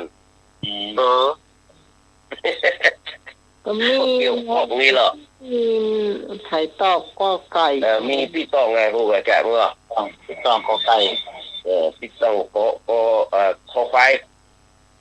ที่ไฟต่อคอควายแกถูกเต็มแต่ก็ใกล้มีไฟถูกมีไฟตอกเลยจ้าต่อนุ่มลำโพนมาจะเปิดหนุ่มลำโพนมาละต่อมาเดือนอะไรเป็นของปูเดือนอะไรเป็นของปูหมายว่ามูปูเนี่ยมามูปูเนี่ยเป็นเดือนของปูเดือนอะไรอย่างกอไก่กรกฎาขอไข่สิงหาคมควายกันยางองูตุลาจอจานมินพอเราถึงจอจานเราไว้จอจานมินเดือนอะไรเป็นเดือนของปู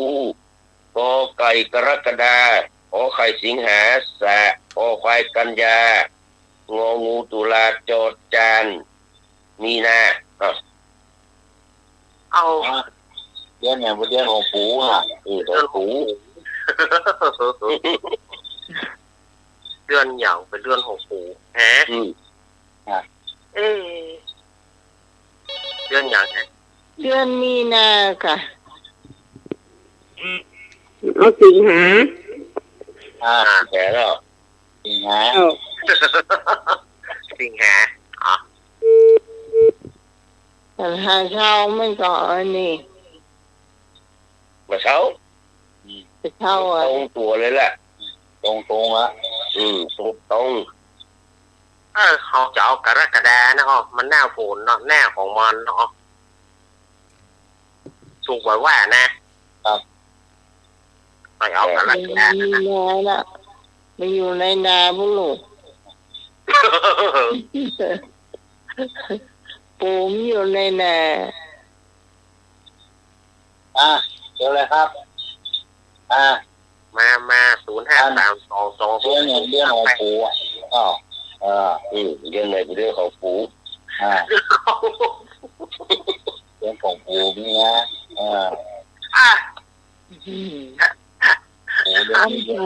ใครไม่เคยได้ยินก็ฟังไว้เนาะเนาะเรื่องของปู่ก็มี พอนกอไก่กรกฎเจ้าครับกอไก่กระดาเหมือนกันเอาล่ะเอาบอกว่าก่อนเนาะเอาก็เสียงดวงนั่นน่ะกระดากับเดือนที่ผ่านมาน้ำปูมีเนอะเนาะจ้าพี่กรณ์ต้องเอาเดือนกรกฎาจ้ะครับโตมาให้บุษงเดือนยังน้ำปูไม่บุษงคนเลิกมีเหรอน้ำปูขอบุษงส่งมาก็ไปแล้วไงนึกจะส่งพี่สาวพี่จ๋าจ่ายเอาไปข้อไหนมาจะที่บ้านกันเดี๋ยวบอกเธอที่ไหนอะไรแกพี่สอนก่อนข้อไหนเหรอจะตอบกรกฎาเนาะถูกต้องแล้วกรกฎาคมกรกฎก็คือดาวมูดาวปูกรกฎหรือว่าปูแหละเพราะนั้นอย่าชอบต่ำน้ำปูนะกรกฎเนี่ยมูโซกาละเทียนเลยก็ยังไม่เป็นราศีก่อนราศีกฎราศีกรกฎเนาะราศีกรกฎราศีตุลราศีกุมราศีกันราศีสิงห์สิงหาก็คือสิงห์นั่นแหละดังนั้นคือข้อที่ถูกก็คือกรกฎ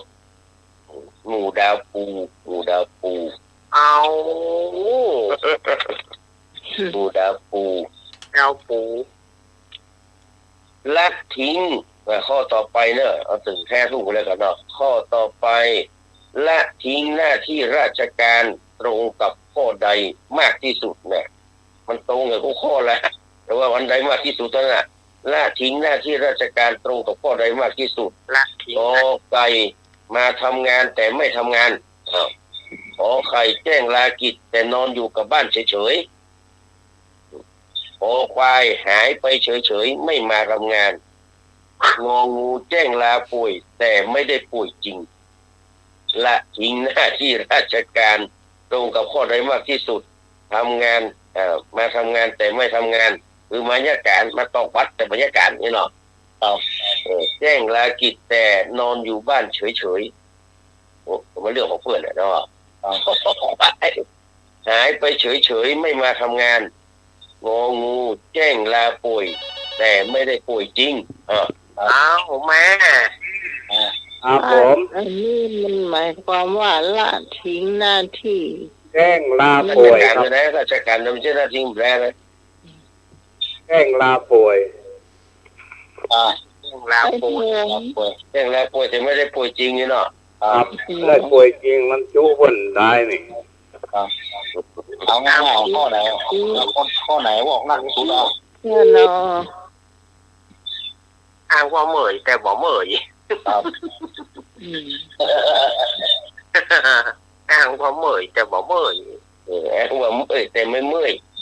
แต่ไม่เมื่อย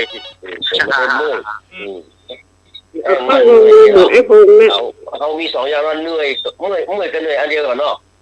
เมื่อยอย่างนะเมื่อยอย่างนี้แต่ถ้าเหนื่อยก่อนก็ให้จะเหนื่อยว่านั่นเองมันเอาคนได้ครับมันเอาของว่าเหนื่อยหรอกสบายว่าเหนื่อยอ่ะเนาะคนเดียวเอาข้องงูนั่นเองเอาเลยเนาะงูเนาะแจ้งลาป่วยแต่ไม่ได้ป่วยจริงนี่มันลาป่วยไปแล้วหรอ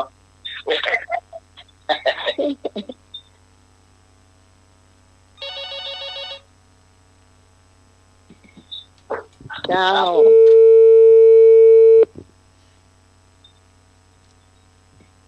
รู้แล้วกัน เจ้ามีแหมก็ เนี่ย ที่ แหมกำแหมเดิมแหมพ่อเดียวละนี่ละเอามาให้มาแหม มาอยู่มาจะสอบแหม จ้าพี่กรณ์เอาข้อขอไข่จ้ะ ขอใครนะแจ้งรายชื่อแต่นอนอยู่กับบ้านเฉยๆเนาะครับมันเป็นเรื่องของป่วยไปเลยกันแจ้งรายชื่อไปแล้วก็อย่างเงี้ยก็ได้ก็คิดของกูก็คือนอนไม่ได้นะคิดของกูอ่ะ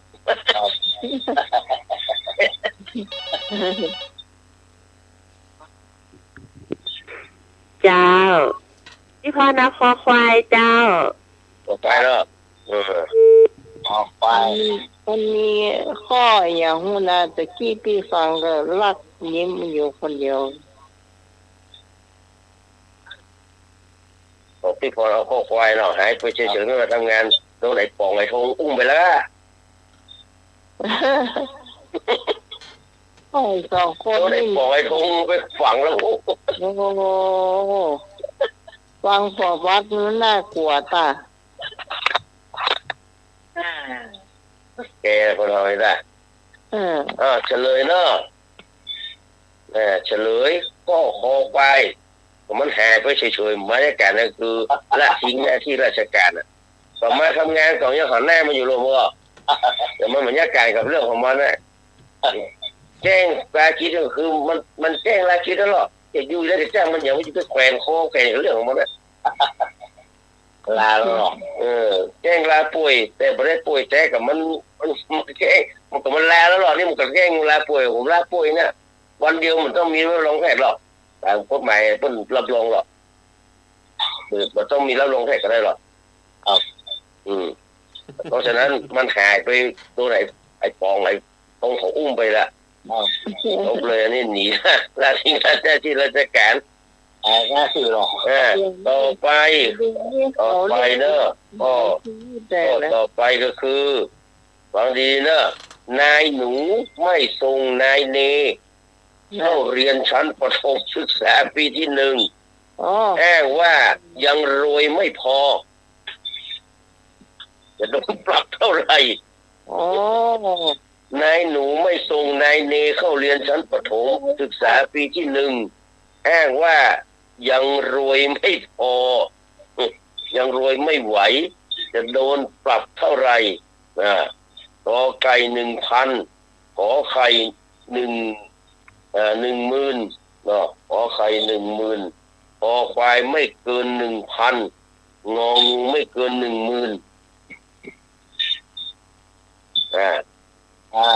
นายหนูไม่ส่งนายเนเข้าเรียนชั้นประถมศึกษาปล่อยนายเนไปนั่งเตี่ยวก้อมไปงานบวงสรวงนั่นแหละนะแค่ว่ารวยไม่พอรวยไม่ไหวจะโดนปรับเท่าไหร่ขอไก่ 1,000 ขอไข่ 10,000 ขอควายไม่เกิน 1,000 งองูไม่เกิน 10,000 1,000 ครับ1,000เนาะมาเกิน 1,000 เนาะ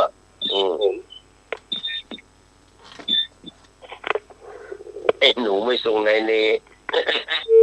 ก็เลยนุ่งเตียวก้อมไปพ่อเพิ่นบวงสรวงเนี่ยแง้มไส้กันแน่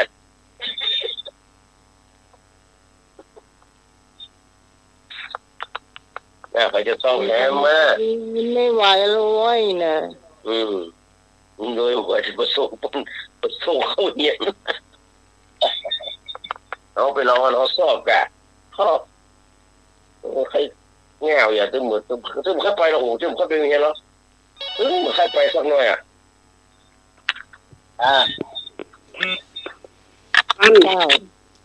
ใครแฮมจะต้องแฮมกอไก่โอ้ไข่แล้วครับ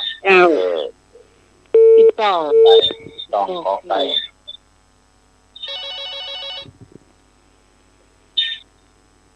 พี่พรเอาไม่เกิน 1,000 บาทจ้าไม่เกิน 1,000 เนาะพี่พรนะ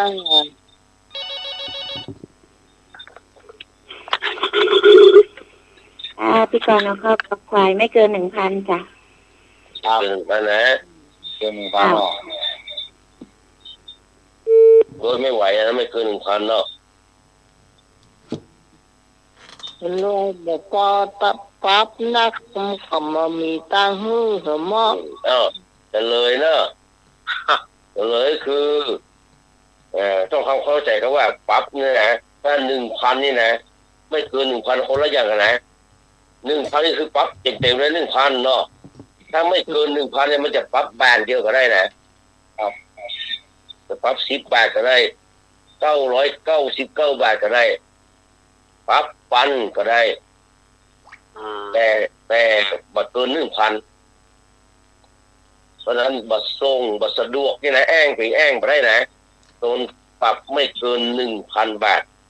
ถ้านอกนั้นไปนี่ก็ดื้อแพ่งก็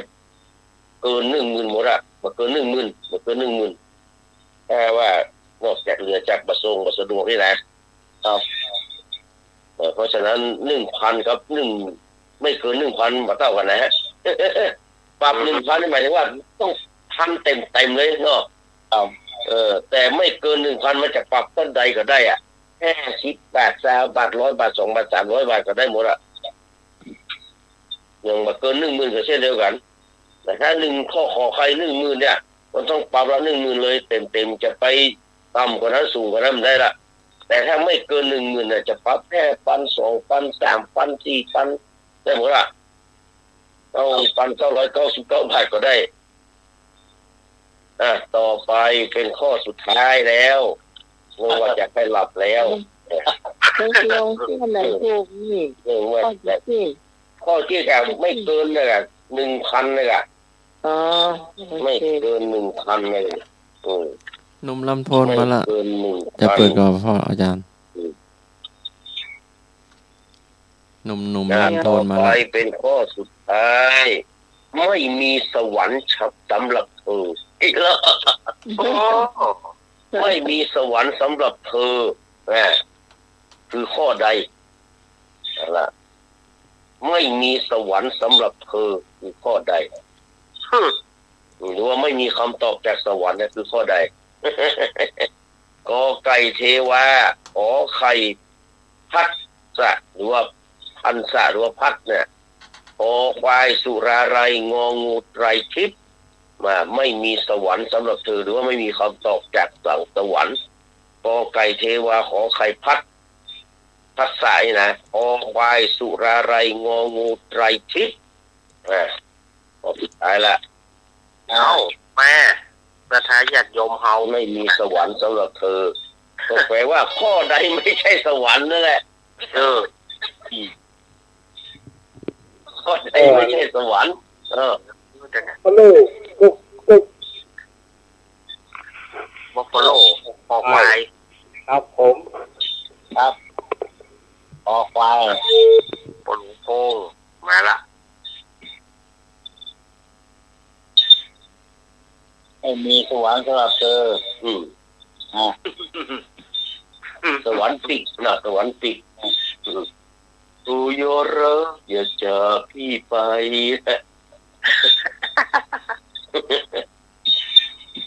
สวรรค์มันปิดสวรรค์ปิด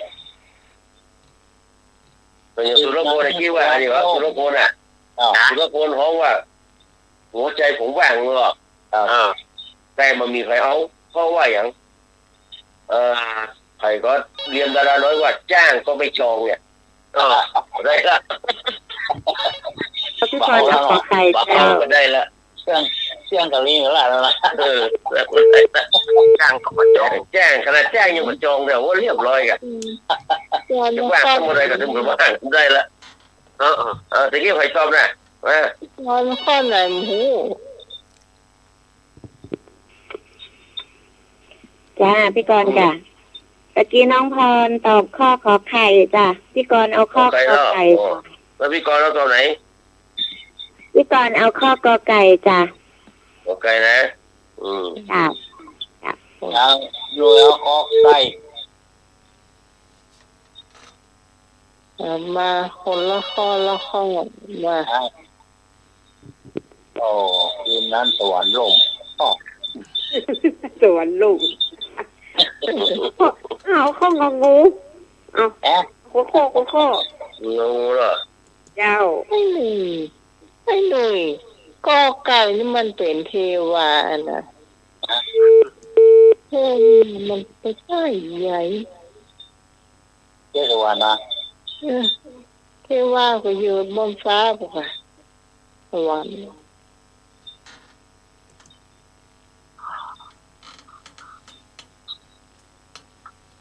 มันเป็นนั่นบาลีเบียถามอาจารย์สมัครอะสมัครเปล่าวะสมัครรับแล้วก็จะสมัครอ่ะตายพ่องเหรอ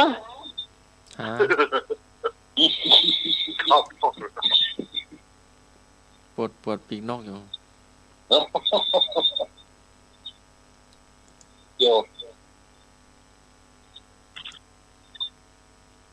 มีใครต้องแฮมมันมีสวรรค์เฉลยเนาะไม่มีแล้วก็เฉลยเรามี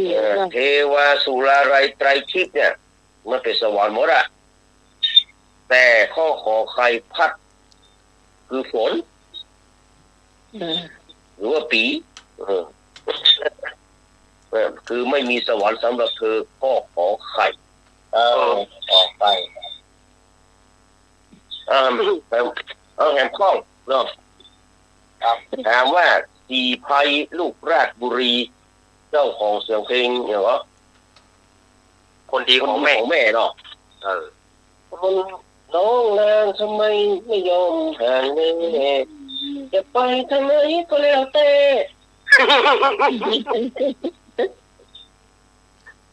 โอ้โหเขาจะเอามาเล่นหรอจะเล่าถามว่าสีไฟลูกราชบุรีเกิดที่ไหนสีไฟลูกราชบุรีเกิดที่ไหนกอไก่เกิดที่ราชบุรีกอไก่ราชบุรีขอไข่สมุทรสาครคอควายสมุทรสงครามงองูเพชรบุรีสีไฟลูกราชบุรีเกิดที่ไหนราชบุรีสมุทรสาครสมุทรสงครามเพชรบุรีมาเลยโอ้มาข้อสุดท้ายที่แพ้ละสลับละเพชรบุรีของนั่นก็อันนั้นเนาะ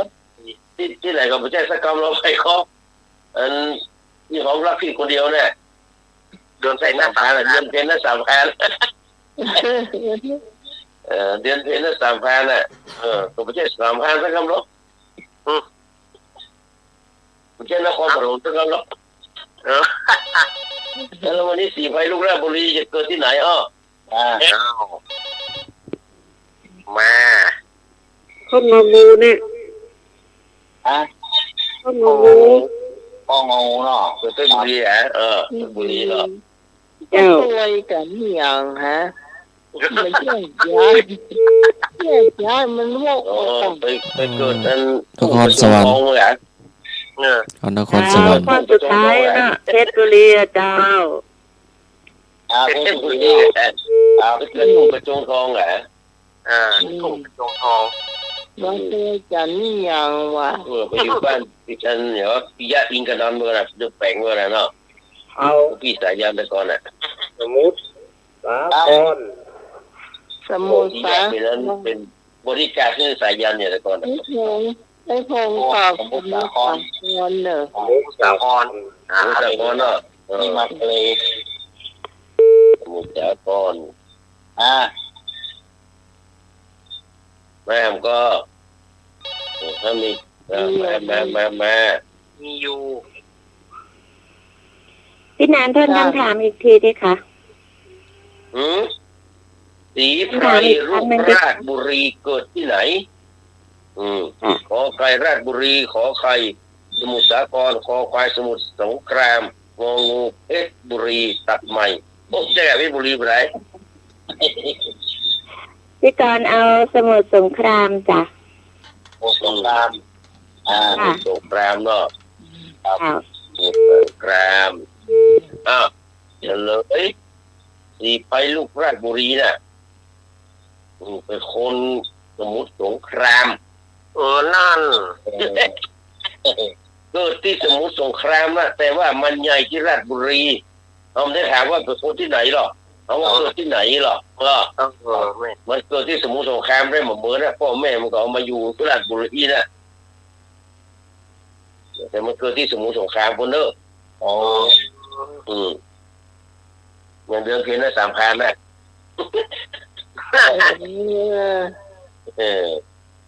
วันนี้ก็พอหอมปากของคอเวลาขณะนี้23:05 นาทีเนาะจะได้สวัสดีคืนคือกับสถานีเพื่อให้อาจารย์สำเร็จเอารักได้เล่านิทานก่อนนอนต่อไปเนอะนะครับวันนี้ก็ขอนำรายการจากท่านผู้ฟังที่เคารพรักไปก่อนนะครับกราบนมัสการขอบพระคุณท่านพระครูสมุวิศวะวรกิจโจผู้อำนวยการสถานีขอบพระคุณท่านอาจารย์พระครูบดิกาสมัครยานศิโลเรื่องเป็นมืออาชีพแต่วันนี้เขายังโตอยู่เนาะเพื่อนเอาหนุ่มลำโพนไปเอาเปิดนางฟ้าอย่างอายอย่างนี้นะมาแล้วที่ละตอนแรกก็ว่าเนาะแต่แล้วจะแก้ตัวนี่มันได้แก้ตัวมันนักแล้วก็เองหนุ่มลำโพนมาแล้วเปิดก่อนอาจารย์สำเร็จเอารักปัญโยนันนะครับวันนั้นขอบคุณพี่พิสมัยสุริโยดลหัวหน้ารายการธรรมะไขเครียดเนอะแล้วก็ขอบคุณไอ้หนุ่ยสว่างเมฆนะครับผมขอบคุณพี่กรไอ้คงพี่ต้องเนาะแล้วก็คนที่เพิ่นโทรเข้ามาในรายการคนทุกท่านเรื่องพี่สาวอารีมาก่อนวะเนี่ยมาขอเพลงเนาะขอบคุณนะท่านที่รับฟังอยู่ทางบ้านนะครับก็วันเสาร์หน้าถ้าเสาร์หน้าที่หน้าแค่บัดทิศที่ไหนเนี่ยก็มาปะกันให้ใหม่เด้อครับวันนี้ก็ขอกล่าวคำว่านะครับกราบนมัสการขอบพระคุณและกราบสวัสดีครับก็ต้องขอบคุณพี่นันอินสมใจเป็นหรือว่าพี่นันเจสีนะเจ้าที่มาให้ความรู้ความที่เราบ่เคยได้ยินนี่เนาะได้หูหลายอย่างสนุกสนานไปเจ้าความบันเทิงเนาะ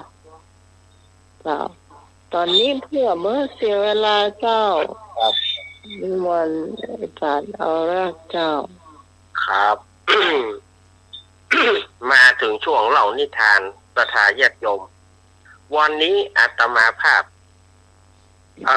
จะเอาในเรื่องนกถืดถือนะนกถืดถือหรือว่า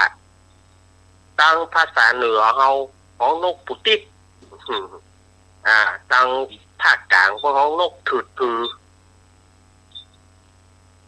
ในสมัยนั้นมีเจ้าบ้านในสมัยนั้นเนี่ยพระราชาจะบังคับเจ้าบ้านเจ้าเมืองถ้าไปที่ไหนจะต้องได้ยินเสียงนกต้องเจ้าบ้านเจ้าเมืองนั้นต้องเลี้ยงนกไว้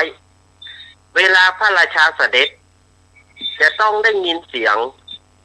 นกถวายบังคมพระเจ้าข้าทรงพระเจริญพระเจ้าข้าเนี่ยจะต้องได้ยินเสียงนกได้ถวายพระพรอย่างนี้แต่ถ้าหากว่าบ้านใดบ่มีนกก็จะลงโทษในฐานที่บ่มีนกแล้วถึงมีนกบ่สามารถจะสอนนกได้นะพระราชาก็จะลงโทษอันนี้ก็แก่ไปแก่เนาะก็พระราชานี่เวลาที่เสด็จไปไหนก็จะได้ยินเสียงนกเนี่ยแต่ถวายบังคมพระเจ้าข้าถ้าตัวแม่ก็ถวายบังคมเพคะเนาะทรงพระเจริญพระเจ้าข้าทรงพระเจริญเพคะนี่เนาะก็จะไปเนี้ยไปประจำแล้วมีบ้านหลังหนึ่งบ้านหลังนี้ไปเลี้ยงนกบ่เหมือนเปิ้นก็คือไปเลี้ยงนกถือๆอย่างที่อาตมาว่าตะกี้นั่นนะเปิ้นเลี้ยงนกแก้วก็ดีนกขุนทองก็ดีเนาะอันนั้นไปเลี้ยงนกถือมันคนละเรื่องกันน่ะมันอยู่ไหนถือมันไปที่อู้ได้หรือก็หาที่เอามาเลี้ยงเนาะมันเป็นนิทานเนาะฟังเอากันม่วน ทีนี้ก็แถมครั้งหนึ่งเสนามาตีก้องห้องเปล่าตีก้องห้องเปล่าไปว่าพระราชาจะเสด็จแถมเดือนหนึ่งเดือนหน้าเนี่ยพระราชาจะเสด็จประพาสบ้านเมืองต่างๆบ้านใดบ่มีนกส่งเสียงถวายพระพรบ้านนั้นระวังดีจะเอาตายนี่แหละทีนี้ฝ่ายสองผัวเมียที่เลี้ยงนกถือเอาไว้นะเลี้ยงนกปุติเอาไว้นะก็พยายามสอนเพราะว่าแถมเดือนหนึ่งพระราชาจะเสด็จมาพยายามสอนนกตู้ถวายพระคบถวายขอถวายบังคมถวายบังคมพระเจ้าข้าเนี่ยทรงพระเจริญพระเจ้าข้าอู้แหละนะ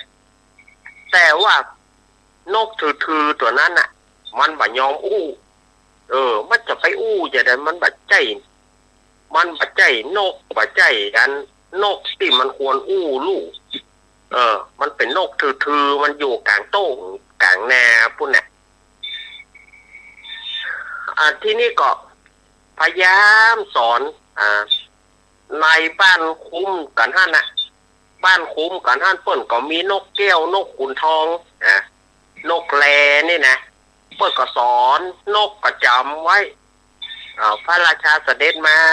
ถวายบังคมพระเจ้าข้าถวายบังคมเพคะทรงพระเจริญพระเจ้าข้าทรงพระเจริญเพคะเนี่ย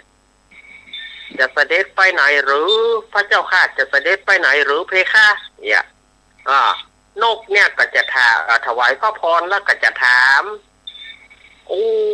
สองผัวเมียนี่ก็ฮ้อนหนาวเพราะว่า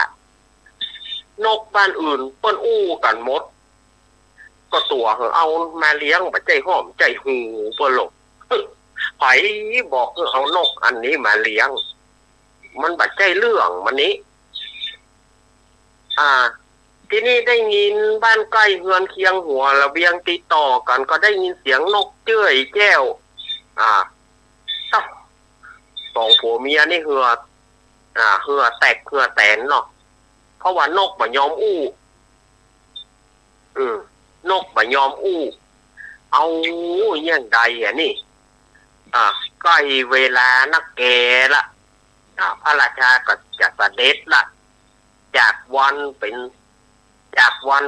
2 วัน3 วัน4 วันไปจนถึงเกินเดือนเอาแล้วสองผัวเมียนี่ก็เขี้ยวเข็นนกแหละแหละถวายพระพรแหละบ้านบ่ฮื้อกล้วยกินนะพยายามอย่างไรก็ได้แต่นกมันบ่ยอมก็มันบัดใจนก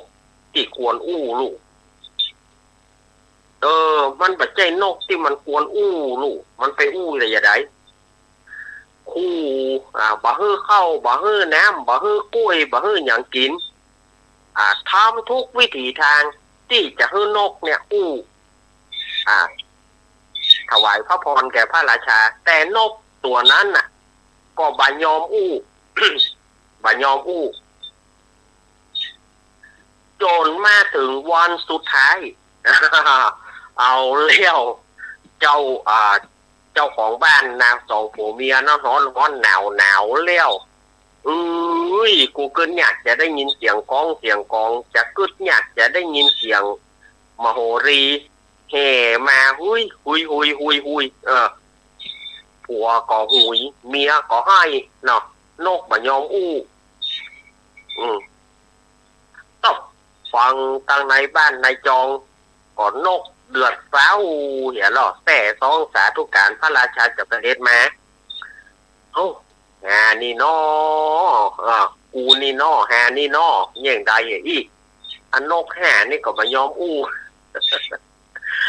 มันเอานกขุนทองหรือว่านกเกี้ยวนกแลมาเลี้ยงมันก็อยู่แล้วคุณเอานกปัจจัยหอมบ่ลูก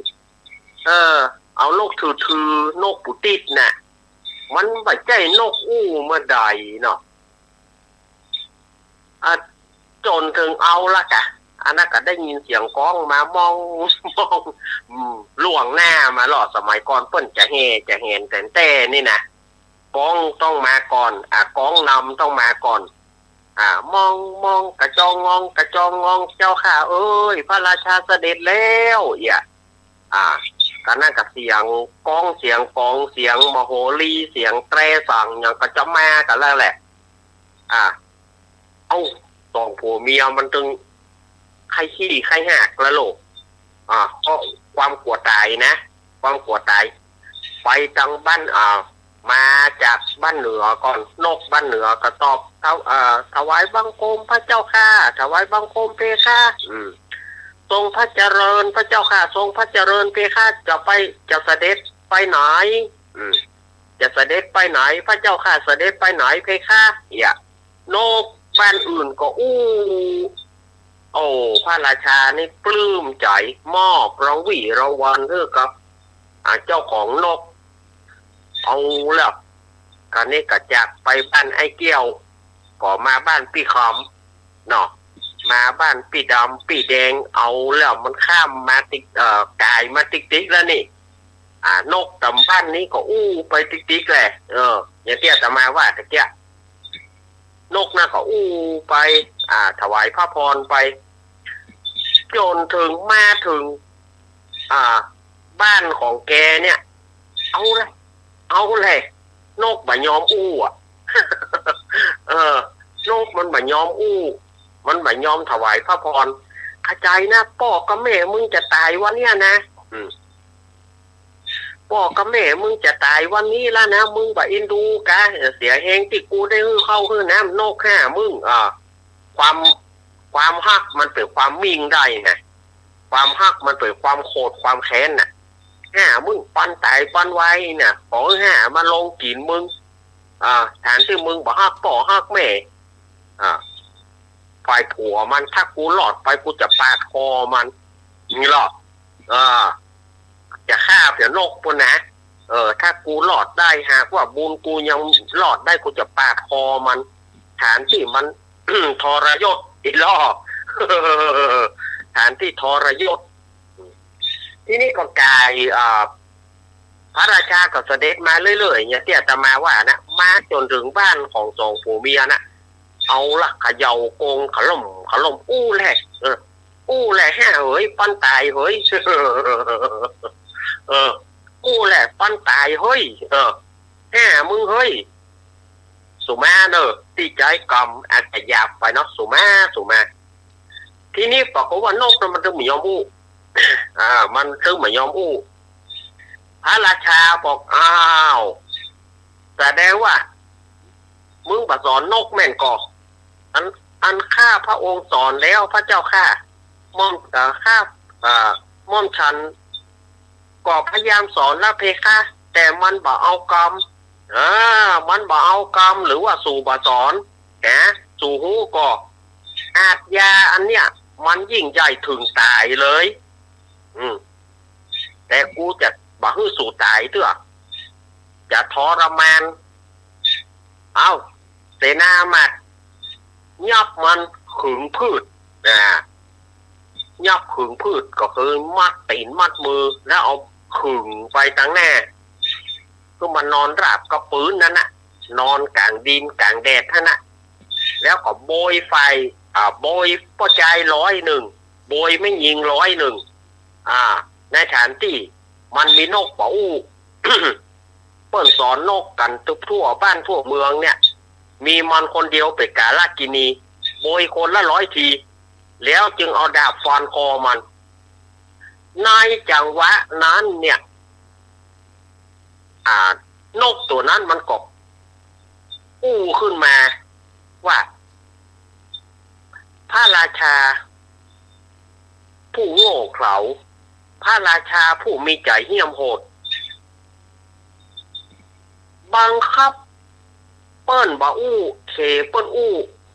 ค้านว่าเปิ้นบ่แต่เนี่ยบังคับถึงขั้นว่าจะโบยเจ้าของเลยเหรอที่จริงข้าหูหมดแล้ว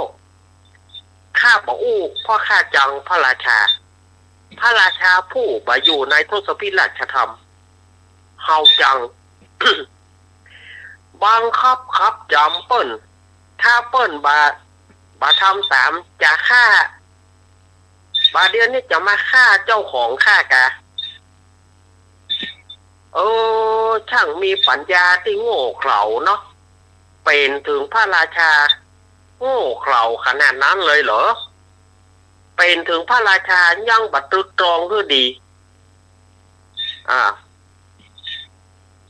ว่าแล้วนกทือๆตัวเนี้ยก็สอนพระราชาขึ้นมาว่ะสอนมาไปทับไปทอดพระราชาสะดุ้งอุยยาโอ้กูที่แต่กูนี่แหละเป็นคนบดีไปบังคับเปิ้นก็เลยปล่อยสองผัวเมียนี้แล้วก็พระราชทานรางวัลให้แล้วก็สั่งให้ปล่อยนกทุกบ้านสั่งให้ปล่อยนกทุกบ้านตั้งแต่นี้ไปบ่ให้บ้านไผ่เลี้ยงนกละเลี้ยงนกเลยกับบังคับให้มันบ่ให้มีละก็สั่งปล่อยนกคือหมดและในที่สุดนั้นพระราชาองค์นั้นก็สละบ้านเมืองนะเอาให้พ่อใจสองผัวเมียนั้นเอาให้พ่อใจกับไม่ยิงสองผัวเมียนั้นไปครองส่วนพระราชาองค์นั้นก็ออกบวชไปเจอแม่นอกมัดนอกเลยแกถ้าบ่เจอมัดนอกก่อนนักแกนอกพระราชาองค์นี้นะไปเจอใส่มัดนอกของนกถือๆเนี่ยเนาะ เจ้าของว่าก็เกือบจะตายแล้วบอถ้าธรรมดาถ้าว่ามันบอกแถมกรรมนี่ก็คงตายแน่ๆถูกโบย100 กรัมคนละ100 กรัมแล้วก็ถูกเอาดาบฟันคอแล้วเนาะอันนี้ก็ฟังกันม่วนๆไปได้เนอะสถาญาติโยมเนาะวันนี้ใช้เวลาดึกหน่อยแต่ก็บ่เป็นหยังอาตมาก็คืนรายการกับโยมปี่พี่สมัยแล้วก็ทีมงานต่อไปเนาะก็เชิญโยมปี่ได้ดำเนินรายการต่อไปเลยเนอะจ้าเราต้องขอบคุณสำเน็จเอาระคนโยนันและเจ้าติมาเล่านิทานเรื่องนกทื่อ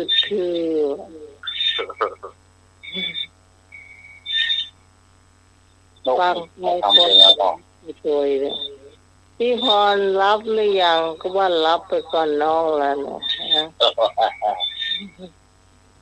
นกคือรับไปกัน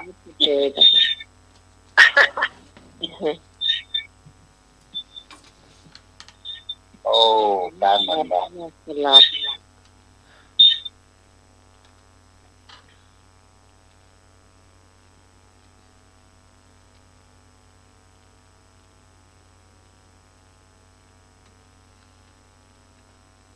เราจะกำเนิดเนาะในพร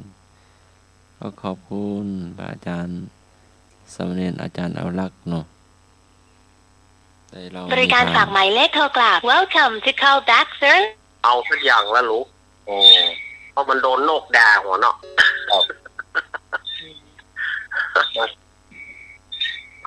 ดูหูมันได้หรอกอ่านเพื่อนน่าจะดึง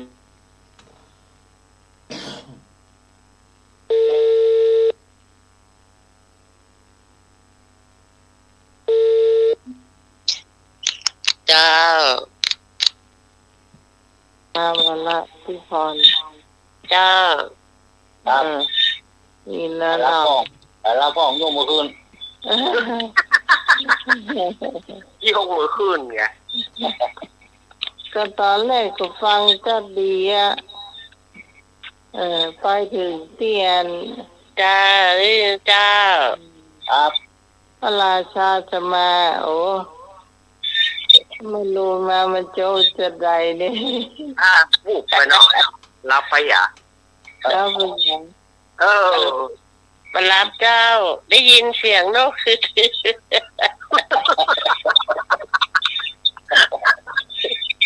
ราชามาบทันที่ซ้อมรับไปเ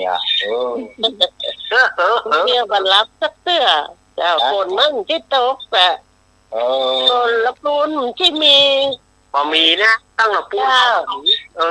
ป้ากลมห้องอยากปิ้งใหม่แค่เชียงใหม่ตกจี้นะจี้นะมันได้หน่วยให้เจ้าครับนี่อย่างนี้ก็มาเก่าละ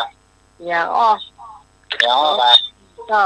ก็มาเก่าตันก่อนตันแล้วก็เอาอย่างอ้อดีกว่า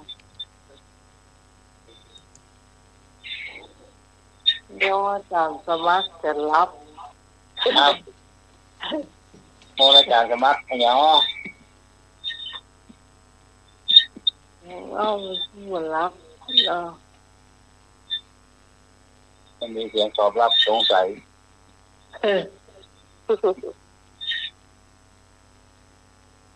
ดำแล้วขาวดำแล้วขาวอ่ะดำแล้วแต่ผม ถูกต้ม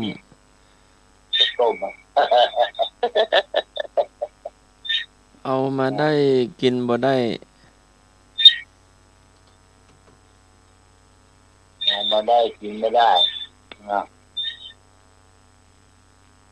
มาสู้กันต่อพวกกระแสงมือพระน้อยปีโป้ดีโด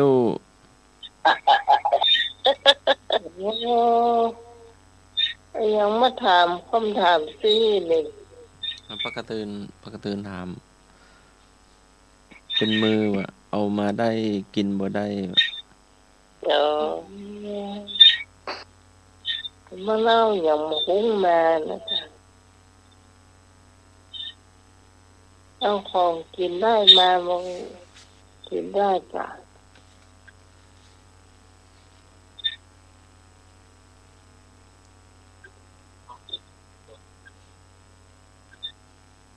เนี่ยเห็นผ้าใหญ่เหลือเปิ้นผ้าหยางพื้นใหญ่กว่าเปิ้นพื้นใหญ่เหลือเปิ้น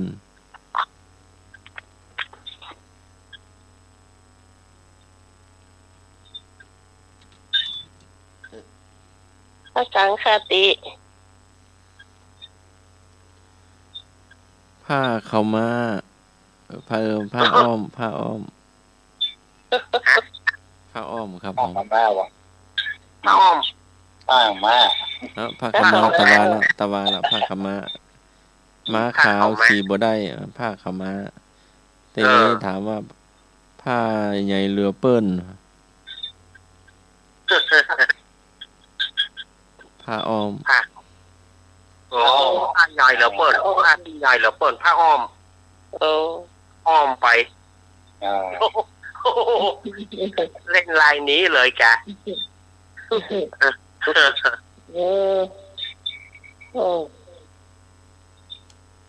เตี้ยวมีขาแล้วเตี้ยวมันมีขาเตี้ยวบ่มีขาครับ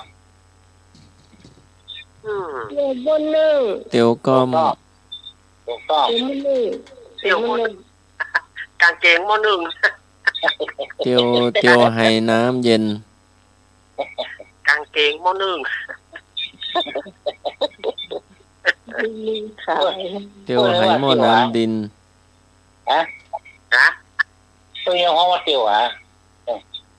ก็เอาขาดก็ไม่ขาดก็หนึ่งหรอขาดไอ้ใส่เท่าหรอตัวยังห้องสางมอหนึ่งอยากห้องเตี้ยวล่ะพอ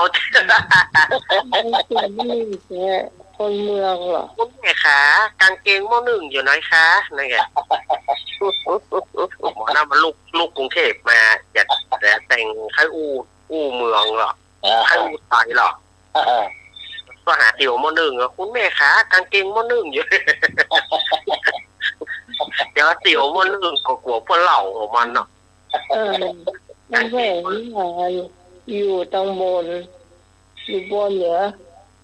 บนขาบนหิ้งบนเหนียงนะที่ว่าไว้ครับ มันว่ามันอยู่บนเติงมันอยู่บนเติงก็ว่าอะไรเลยเรื่องเราสิอ่ะ เทิงเยื่อง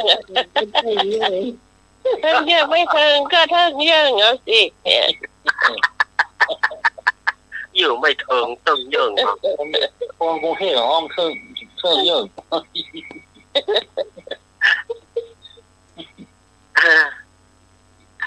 แม่มันก็ท่านเรียนต่อแม่ของเราจะดีอ่ะมันก็จะอุ้งไทยหรอกแม่มันก็ใช่อุทัยเหมือนกันหรอที่มือเติมก็ต้องเยอะมาสิหนูเยอะไม่เติมมึงก็เติมเยอะเอาสิเติมเยอะแต่ว่าเยอะนี่ยังแย่เนี่ยหมดแล้วว่ะคล้ายๆกันเพลงแย่ยังแย่ก็เติมเยอะไงยังเยอะ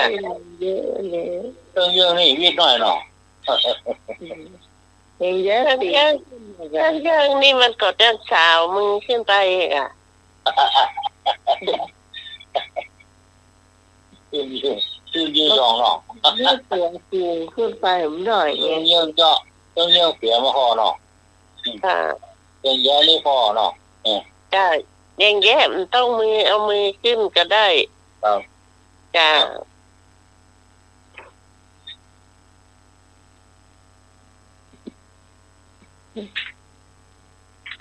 ยังเห็นอาจารย์ไปสมัครมาได้ครับ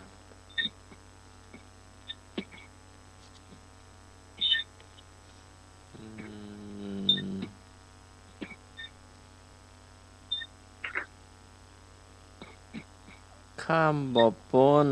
ดำน้ำบ่อเปียะมี2 กรรมเนอะข้ามบ่อพ้นดำน้ำบ่อเปียะมี2 คำถาม2 คำตอบครับข้ามบ่อพ้นก็เคยถามแล้วข้ามบ่อพ้นดำน้ำบ่อเปียะดำน้ำบ่อเปียะนี่ก็เป็ดปลาแห้งดำน้ำบ่อเปียะยังก็ปลาแห้งข้ามบ่อป้นนี่ลุงหนุ่ยเต้ากระไดวัดเลยข้ามบ่อป้นข้ามบ่อป้นแปลว่าข้องกับเต้าอันเดียวกันก่อนจ้า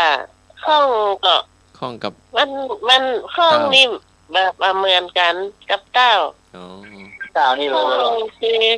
ข้องคืออาท้าไปสะดุดเอาจ้ะสะดุดเอาไอ้ขอบกระไดนี่นะมันโยกรถกันหน้าบัดตานเต้าด้วยเต้านี่เป็นจะไดเต้านี่ก็วำไปเลยนี่ก็ล้มไปเลยจ้ะล้มไปเลยตะมือตะไปเลยอ่ะข้องนี่ยังบ่ล้มเนาะข้องนี่มันเสื่อมบัดหน้าไปข้องเอาอย่างข้องเอาข้องมาเองก็ข้องเทียบก็ข้องหักไม้ก็ได้เป็นท้องคนไทยเป็นท้องสะดุดเนี่ยครับสะดุดคนเมืองฮ่องกง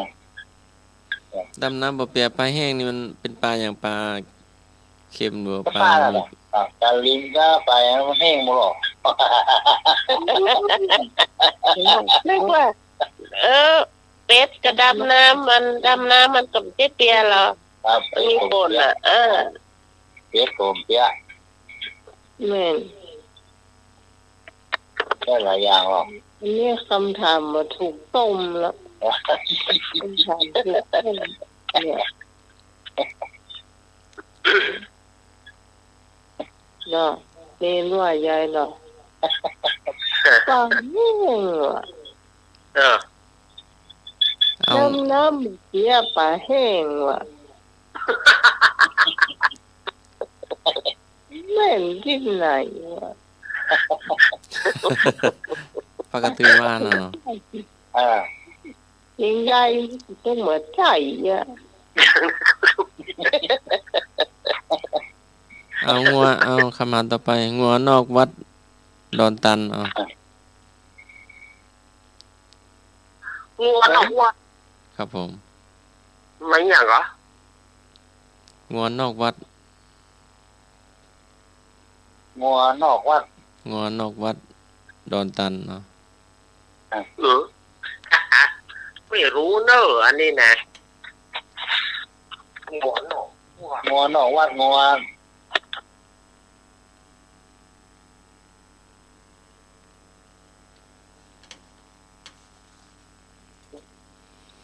งัวแท้งัวปลอม งัวแท้นะ แท้งัวน ที่ อก เขา วัด เขาเอาแต่หนังมันนะ อ๋อกองอ่ะกองหรอ ครูบาบุญทรัพย์ตีกองสันเพนน่ะ กอง งัวนอกวัด ครับกองกองจริงที่กองยาวเลยล่ะก็หัวใจนางวัวแปลงเนี่ยเนาะ ครับกอง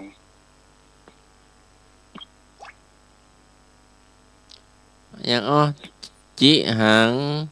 ยอหัว จิหางยอหัว ครับ ดอกอะไรจิหางดอกอย่างอ้อจิหางยอหัว เจ้า เป็นซอสกะ ของใจคนโบราณ ย้อนผีเข้า ของใจคนโบราณ หันถอยหางถอย พวกมองต่ำเข้า พวกต้องมองต่ำเข้า มองตำเข้าโอ้โหกระเดืองนะมองตำเข้าอ่ะ ที่มันเหยียบแล้วก็มันจะขึ้นก็ยกขึ้นมา เออ มองตำเข้าสมัยก่อนม่วนนะไม่พอเนาะ จ้า จะห่อขนมเนี่ยตำเข้า คนก่อนนี่แอลอ่อนหรอกก็ตามพ่อแล้วครับอ่ะคนก่อนในแอลอ่อนไปอ่อนมาแล้วตามพ่ออ่ะ ก็มันบ่อ่อนมันก็จำเป็นต้องอ่อนนะมันต้องไปตัวแหงมันน่ะมันไปตัวแหงลูก เอาพ่อพูดของเขาเก่งไปเก่งมาแต่พ่อ อันไปตามแหงมองหรอกแหงแขนมองลูก แม่อุ้ยพี่พรเนี่ยโดนมือต่ำมือจะหลายเตือ โอ้เพื่อมือขวาหน่อย ฟื้นข้าวแป้งมาตาน่ะ ใส่ซีนคนใส่ซีนปัดแต่ทีเนี่ยก็ชอบเอาเข้าแล้ว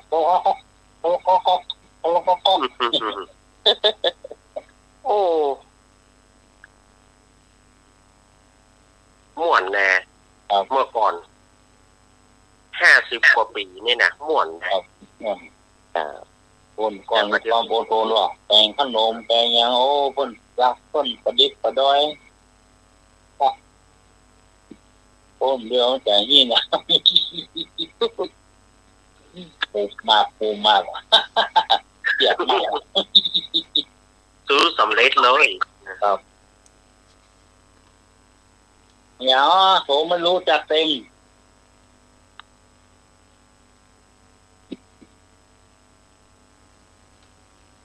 ผมไม่รู้จักเต็มครับปากคนเฮา เฮาแล้วกัน ทางเฮาเนาะวันของมันตึงแน่ละแหละเข้าไปหม้อเชี่ยงหมดอ่ะหมดการเต็มเอาเข้าเต็มรองหมดลึงอ่ะโคตรผมเนี่ยเข้าเชี่ยงหม้อนี่มาอิ่มเด้อ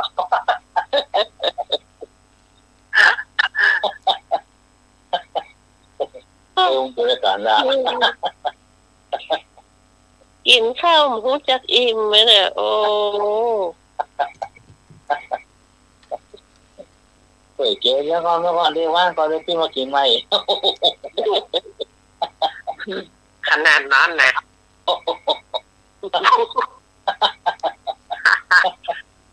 ขนาดนั้นเลยบอกไอ้นี่เจ๊ไทยนี่ไอ้หนุ่ยละก่อนเก็บซะเลยก่อนเก็บซะเลยไอ้ปิ้งมากินใหม่อู้ไปอู้มาเข้าเจ้าโอ้กินแหนไม่อู้นะของจานด่า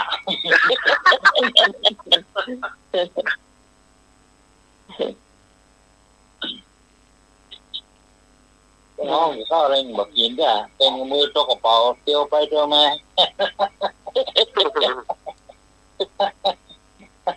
ถ้าใครอยากอะเป็นมา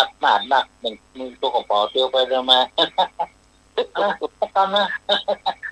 หลับนะอีกหลับนะอีกหลับนะวะรอคนมากลาบไม่หายไปด่ะ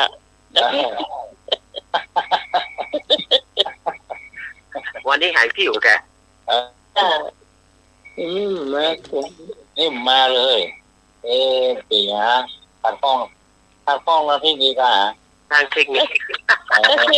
ก็คือเรามาห้ามโทรศัพท์รุนโกรธอะเอาโทรศัพท์ขว้างอ่ะโทรศัพท์ขว้างเลยนี่ไม่หาวันนี้โทรศัพท์มันเสียอ่ะโปรดกานุ่งขาวห้ามโปรดกาเดี๋ยวมันขวนเป็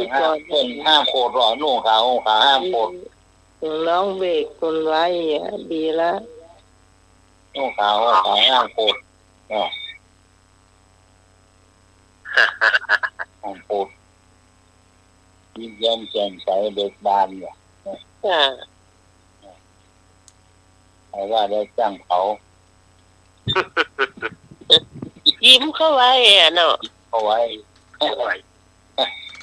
เสียเมียงนี่แหละนี่เยอะอะ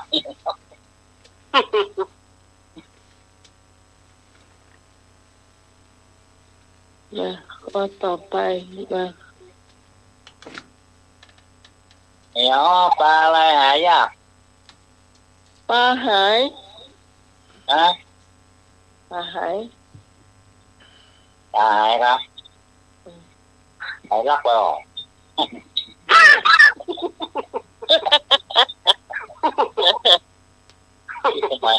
ที่สมัยไปโบก้าหลังบ้านโบก้า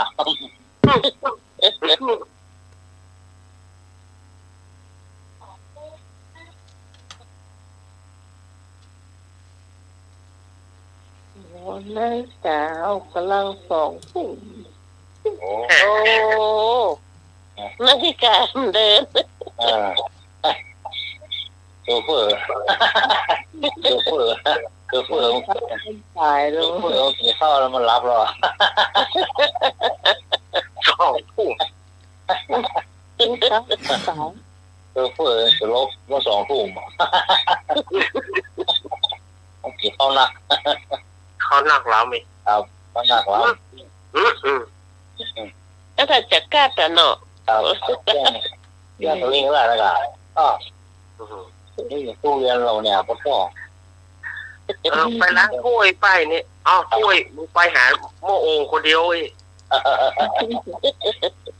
cái nhất cũng khi bảo phải cả hậu cát nè họ phải bà đai hậu cát nè họ phải bà đai นี่อาหารอร่อยกินแล้วเที่ยวโคตรเบื่อเด้อนี่มีเป็นที่อ่องเหรออ่องกับจอสาหร่ายแล้วก็มีใบเตยจับในตอนเว้นเว้นก็มีทุเรียนมาขั้นโอ้โหลูกกวางเอาทุเรียนมาลากโบกะโบเองในวันนี้นะโบสั่งจำเตี้ยสารว่านะคะก็ท่าเนี่ย มันมีหอยอยู่ตังก้นเท่าน่ะปูมันน่ะแล้วก็มีดแดงแดงก้นค่ะขโมยบุกสาวนึกออกมานะสายเรียกมาเลยข้าวบุกเราดึงแตกเรือหาด่ะตังก้นนั่นน่ะมันจะมีนะจ้าแล้ววันนี้ก็มีท่านหน่วยเองนะน้องไหมมันมาหอมต้มเดียวอ่ะที่มันมาวางแค่นั้นวางมานี่มันหอมเลยอันนี้ยังหอมต้มเดียวรอให้มันหอมไปก่อนมันจะโป๊ะอ่ะกวางมานี่มันหอมทุเรียนมาวายง่ายๆเนาะปุ๊บปีนี่มันมีแล้วนะปีนี้ได้ออกหน้ากันมันมีตลอดเด็กกวางอ่ะเตื่อมันเดี๋ยวมันมีตลอดเดี๋ยวมันหนักจัดมันมีหมดอ่ะพะเยาผมมีนะทุเรียนนะย่อจ้ามีเนาะเอามันที่ไหนมันก็มีมันกับเมืองฝางมีนะจ้ะมองกับแบบเราเนาะเนี่ยมาอย่างนั้นนะวัดดอนตันนี่ยังมีเลยแต่ก่อนเขามีกะโหลงเฮาแบบเดียวมีบ้านเปิ่นมีมดเลยอ่ะที่ไหนก็ปลูกได้เนาะที่ไหนก็ปลูกได้เดียวที่ไหนปลูกได้อ่ะที่เรียนน้ำแข็งที่เขาเป็นต้นฉบับเนี่ยมันบ่มีใครซื้อของเฮาอ่ะครับโอ้ที่ทุเรียนได้ค่ะหมอมีคนมาจองกันจ้ะโอ้ได้ค่ะหมอนี่เนื้อดีมันไม่มีน้ำแห้งจ้ะก็มาจองกันมีสวนเท่านั้นจ้ะให้ดีเนาะจ้ะให้ดีว่ะดูเนี่ยได้ขายหลายอย่างเนาะไม่พอจ้ะน้ำติ๊บไปเอาน้ำติ๊บกับลวดเอาทุเรียนนี่เนาะจ้ะได้ขมอนี่สูงหายว่ะสูงแล้วจ้ะได้ขมอขึ้นได้มันเพราะว่าสูงนะนะขึ้นไปเอาน้ำบนจ้ะจ้ะเปิ้นแปลงขึ้นได้ละเมื่อก่อนเปิ้นแปลงขึ้นได้นะขึ้นไปนะเพราะไปยากขึ้นยากเดี๋ยวแปลงขึ้นได้ก็น้ำมาจากไหนน้ำเป็นน้ำบ่อเจ้ามันออกที่น้ำบ่อบนเมื่อไหร่ก่อนจ้าบนทำสวนทุเรียนเนี่ยทุเรียนนะเปิ้นแปลงตั้งลุ่มเพกะมันมีสวนเมื่อก่อนเปิ้นแปลงสวนลำไยอ่ะเขาวันทุเรียนมาปลูกจ้ะไปแล้วตีคนดีนะทุเรียนว่ากินน้ำมากเยอะมากน้ำละไม่ชอบน้ำเพราะว่าคนต้องรู้ได้ใดคนที่จัดรายการตอนเจ้าแกบอกว่าบ้านแกก็มีเป็นคนใต้หรอมีทุเรียนเนี่ยก็ที่เงินที่ไหนนะก็ปลูกทุเรียนไว้ละว่าเขาเป็นรักเปิดอ่ะสวนเนี่ยต้องเฝ้ากันก้าเนาะครับได้คนเฝ้ารักแล้วมันรักดีทุเรียนตกใส่หัวอย่างเพราะว่าตกใส่หัวไปมีหัวปะทุตกใส่หัวอย่างไม่เป็นเล่าของเปิ้นเนาะครับทุเรียนโลนเรียนตกเสียหน้าเนี่ยตก23บ่ล่ะก็ต้องตกเป็นหัวตกเอาถือว่ามันพอสูงเท่าไรแล้วเนาะถ้าสูงแต่ไม่ไปเหลือว่าหัวมันเนี่ยเรียบร้อยล่ะโอ้ถ้าสูงแต่มันจะไปเหลือโหจ้าเขากำนี่เดินลูกนะน้ำแหนมนี่เจ้าเหยได้กัน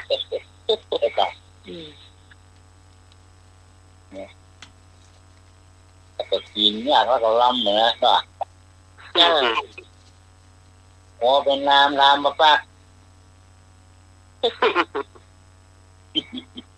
ระพุทธรูป หัวเป็นน้ำทำบะปากบะเกี้ยวหมากก็ว่าปากแดงพระพุทธรูปนั่นนะโคตรไว้มาเฟิงกะเนี่ยอีบุระเนี่ย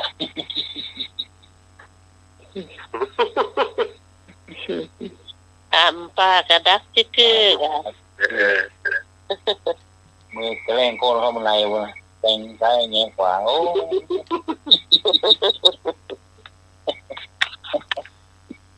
เชียงรายอยู่นอกบางกอกอยู่ใน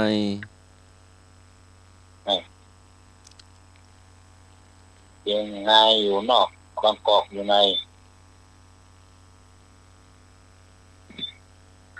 มันเป็นได้หมายความว่าอย่างไรผลไม้หรือเปล่ามีสองคำผลไม้คนเมืองผลไม้คนเมืองบางกอกอยู่นอกนี่อ่ะข้อ2ในมีเมืองกอกนอกมีเจียงใหม่เอาอะไรกันนี่อะไรกันนี่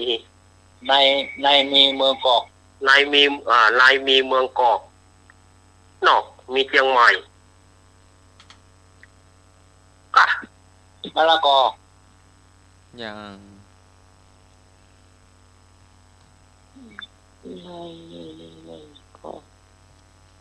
ในมีบางกอกนอกมีเชียงใหม่อะไรกันนี่ฮะเอาคุณผู้ฟังทางบ้านตอบมาได้เด้อใหญ่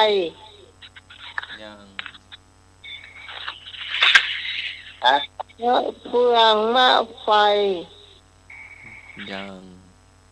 มะม่วงได้งานศพงานบุญเขาห่อมาถวายตุห่อใส่ใบตองห่อหนึ่ง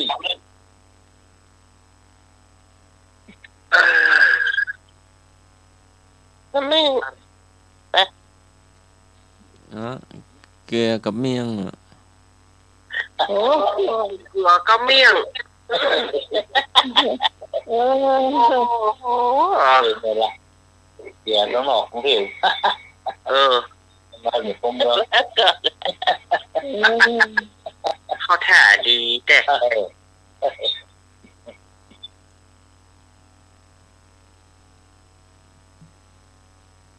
ครบอกมาตั้งคำถามนี่ตาเกลือกับเมี่ยงนี่บอก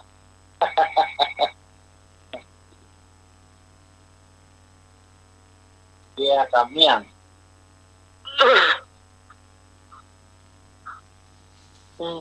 ต่อเลยดำขี้ตีติงนิ่งติงนิ่งขบดำขี้ตีนึ่งตีนึ่งขบ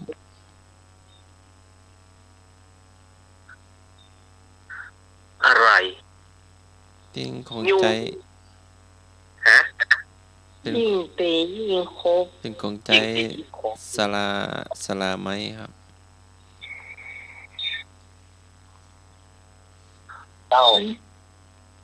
ยิ่งตียิ่งคบเป็นของใจสลาไหมเอาซิวกันตีซิวเนาะกะซิวดอกไม้ซิวอ๋อยิ่งตียิ่งคบยิ่งซิวอยู่ติ๊กตอกนี่ก็ไปหรอกดำที่นี่เนี่ยยิ่งที่ดินยิ่งขบนี่มันเป็นตอกตะปูเนี่ยก่อนนะทีแรกน้องว่านะ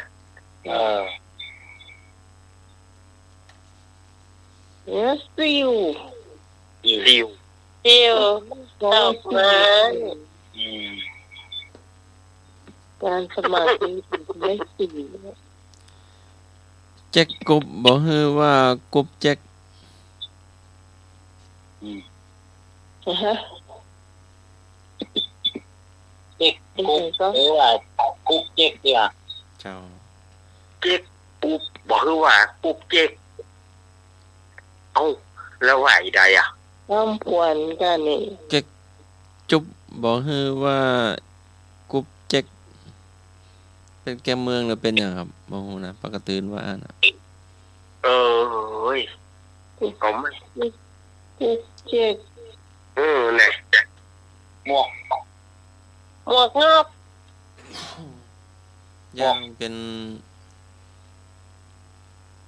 อันเนี้ยสมัยยังไม่มีบ้านปูนอ่ะสมัยก่อนอ่ะกระต๊อบตู้แมงเงินตู้มาเงี้ยไล่ไปเรื่อยๆมันจะเป็นเนี่ยตู้แมงเงินจิกนะคะใกล้แล้วไล่ไปเรื่อยๆกาเล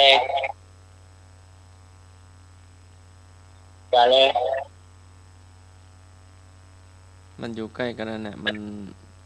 มองไปก็ปากแล้ว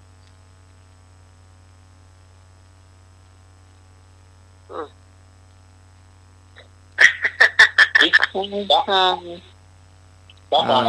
จิกนะคะได้ค่ะยังสองตึง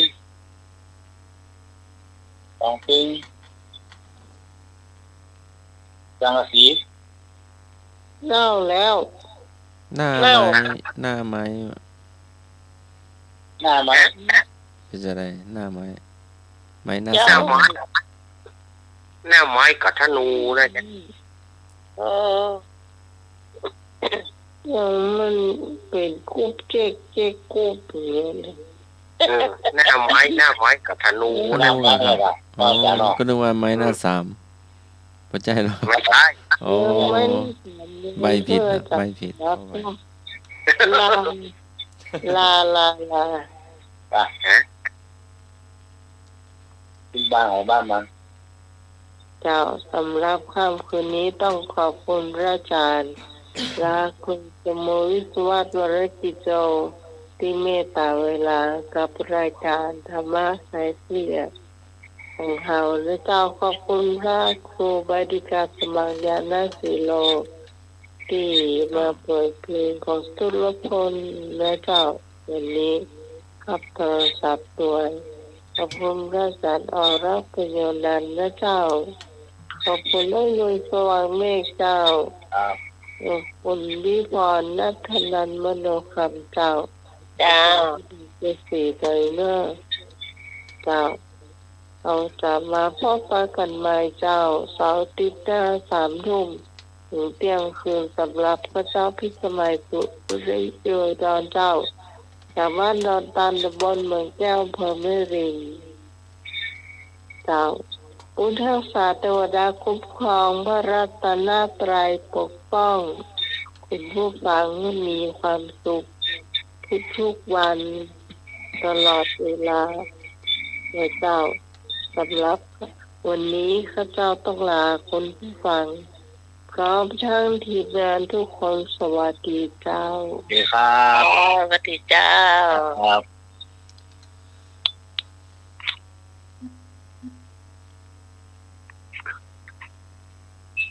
นัตถิอัตตะ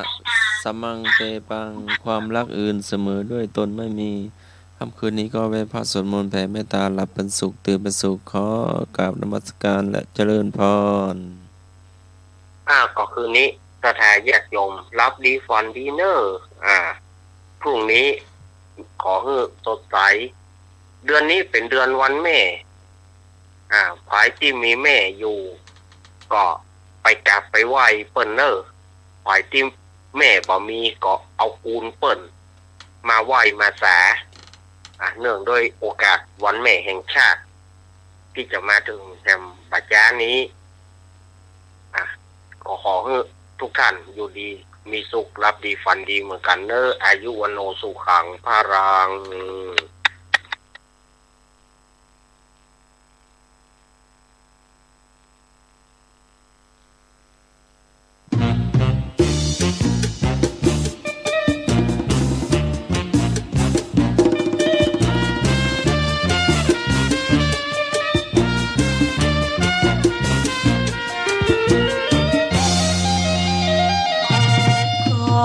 ลา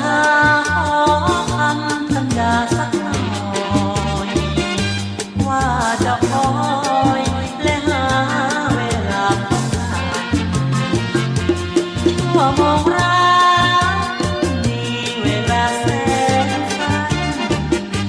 อยู่ใกล้กันหลายวันเหมือนกับเดียวเดีย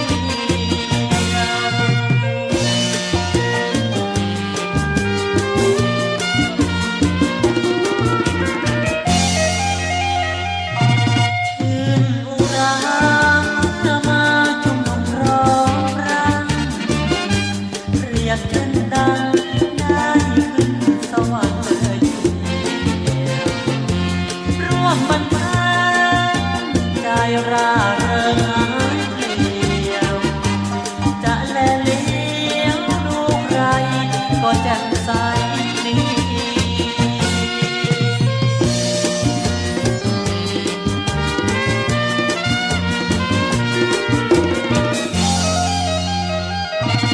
ได้เวลา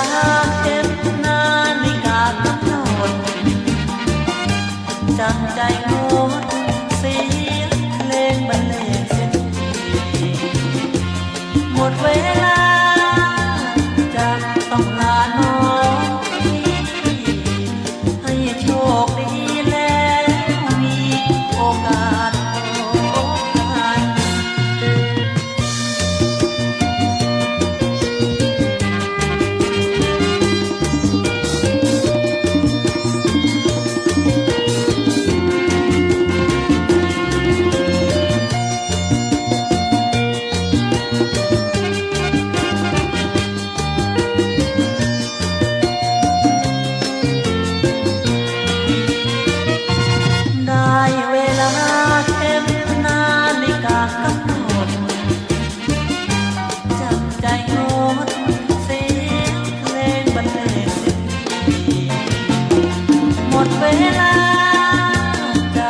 ต้องลาน้